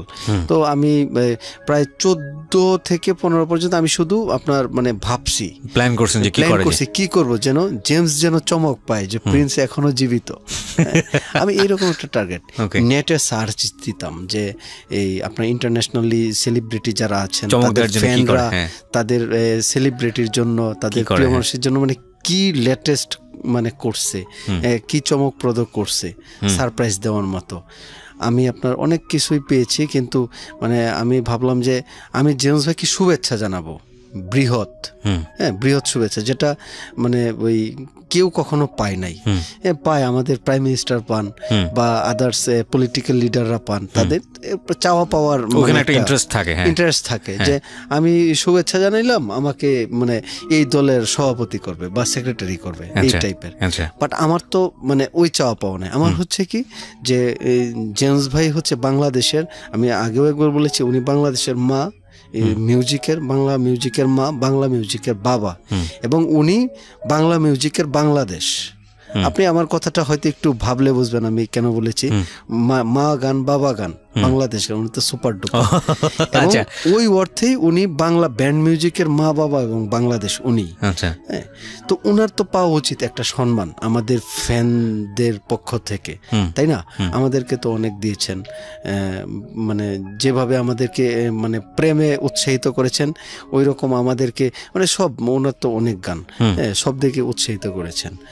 তো আমি ভাবলাম যে ওনাকে একটা শুভেচ্ছা জানাবো বৃহৎ, যেন 2 তারিখ ঢাকার মানুষ বুঝতে পারে যে জেমসের ফ্যানরা তাকে শুভেচ্ছা জানাইছে এবং আজকেই তার বার্থডে। আমি 2-3 মাস আগেই 51টা বিলবোর্ড বুকিং দিয়েছি। এটা কিছু 51টা বিলবোর্ড ঢাকা শহরে ছিলাম। আচ্ছা, ঢাকায় এবং কিছু ছিল ঢাকার পরে চিটাগাংয়ে ছিল, তারপর আপনার ওই যে রংপুরে ছিল, ময়মনসিংহে ছিল, এরকম 8টা শহর প্লাস হচ্ছে ঢাকা, 8টা শহরে 8টা, আর ঢাকায় হচ্ছে আপনার বাকি আপনার 43। 51টা বিলবোর্ড আমার বুকিং ছিল। এরপর যখন ওনার বার্থডেটা কাছাকাছি চলে আসছে, তখন দেখি যে ওই যে আনিসুল হক সাহেব আপনার সব বিলবোর্ড মানে কেটে দিচ্ছে। সব ভালো হয়েছে, ভালো উদ্যোগ। আমরা আকাশ দেখতে পারি এখন, আগে তো দেখতে পাইতাম না। এটা আমি ব্যক্তিগতভাবে আমি অনেক ভালো লাগছে। কিন্তু পরে দেখলাম যে আমি যে শুভেচ্ছা জানাবো আমারও গায়ে এসে পড়তেছে।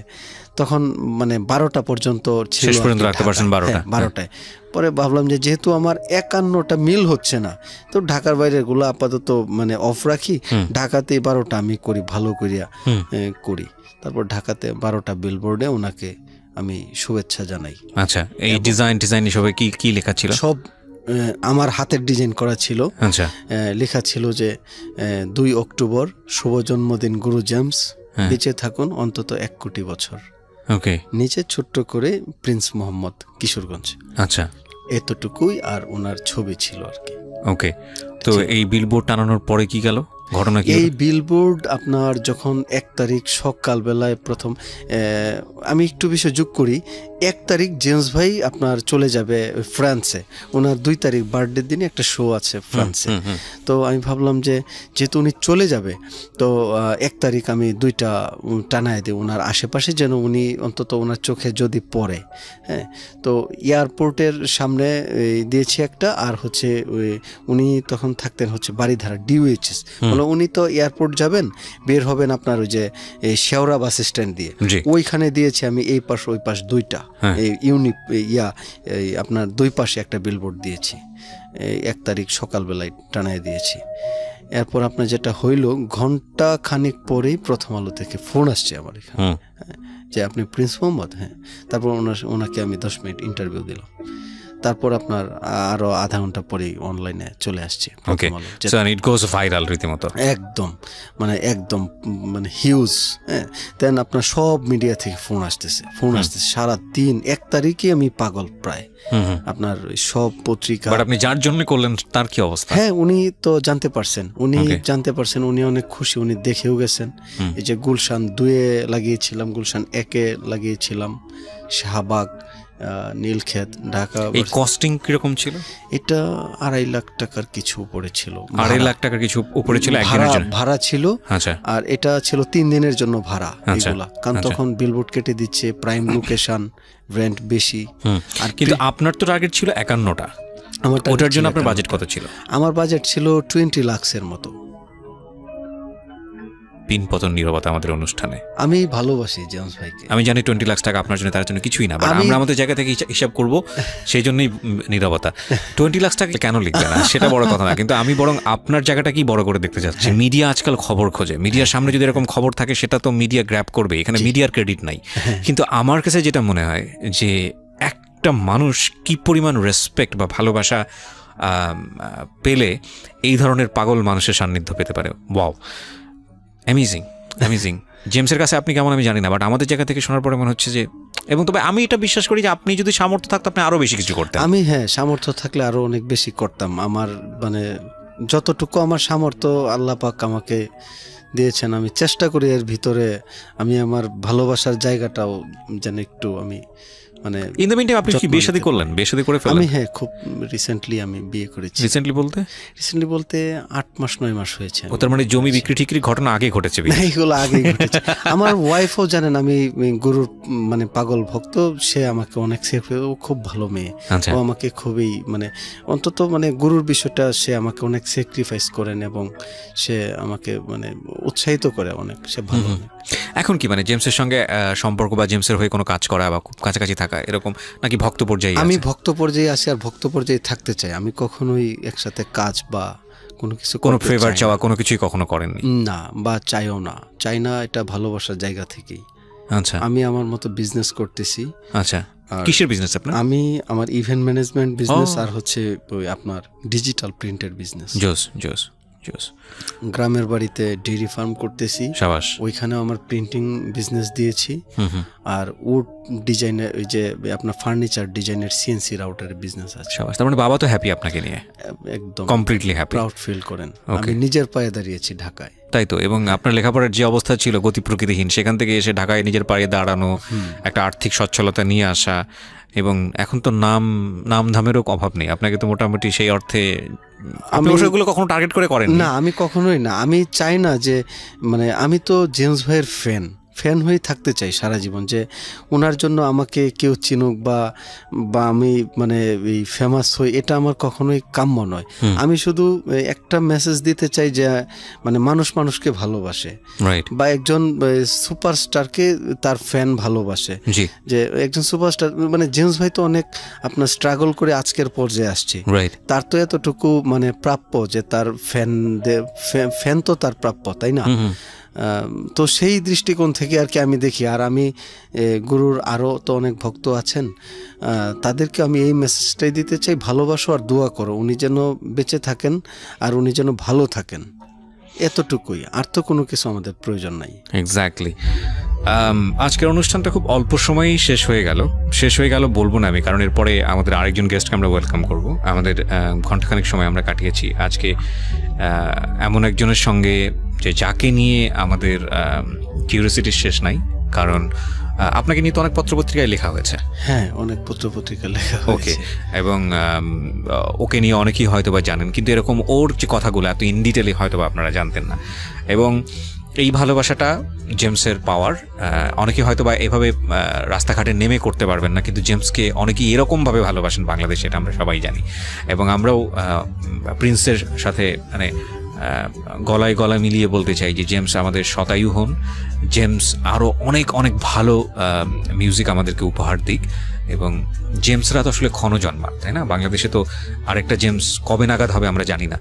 তো জেমসের প্রতি রেসপেক্ট আমাদের আজকের এই অনুষ্ঠান থেকে, ঢাকা এফএমের জায়গাটা থেকে, এবং জেমসকে যারা এতটা ভালোবাসেন এবং এরকম সেলিব্রিটিদের প্রতি যাদের এতটা ভালোবাসা এবং দরদ, তাদের সবার প্রতি রেসপেক্ট জানিয়ে আমরা এই পর্বটা, মানে পর্ব ঠিক বলবো না, আমাদের 1 ঘন্টা যেহেতু এখানে শেষ হলো, আরেক ঘন্টায় আমরা আরেকজন গেস্টকে ওয়েলকাম করবো। সো রাত 11টার পার্টি আমরা এখানেই শেষ করছি। আর বিরতিতে যাবার সময় আমরা আপনাদের সবাইকে রিকোয়েস্ট করছি, আমাদের একটা ভিডিও ফুটেজ কে এই প্রিন্স, তাকে দেখার জন্য আপনারা আসবেন আমাদের ইউটিউব চ্যানেলে। আমাদের ইউটিউবের ঠিকানা www.youtube.com/ DFM904। আমি আবারও বলছি youtube.com/DFM904। এবং যারা প্রিন্সের সঙ্গে যোগাযোগ করতে চান, যদি কোনো পার্টিকুলার বিষয় নিয়ে কথা বলতে চান, তারা নক দেবেন আমার পার্সোনাল আইডিতে, এবং আমার পার্সোনাল আইডিটি পাবেন আপনারা আমার পেজে www.facebook.com/kibriya.rj। আমি আবারও বলছি www.facebook.com/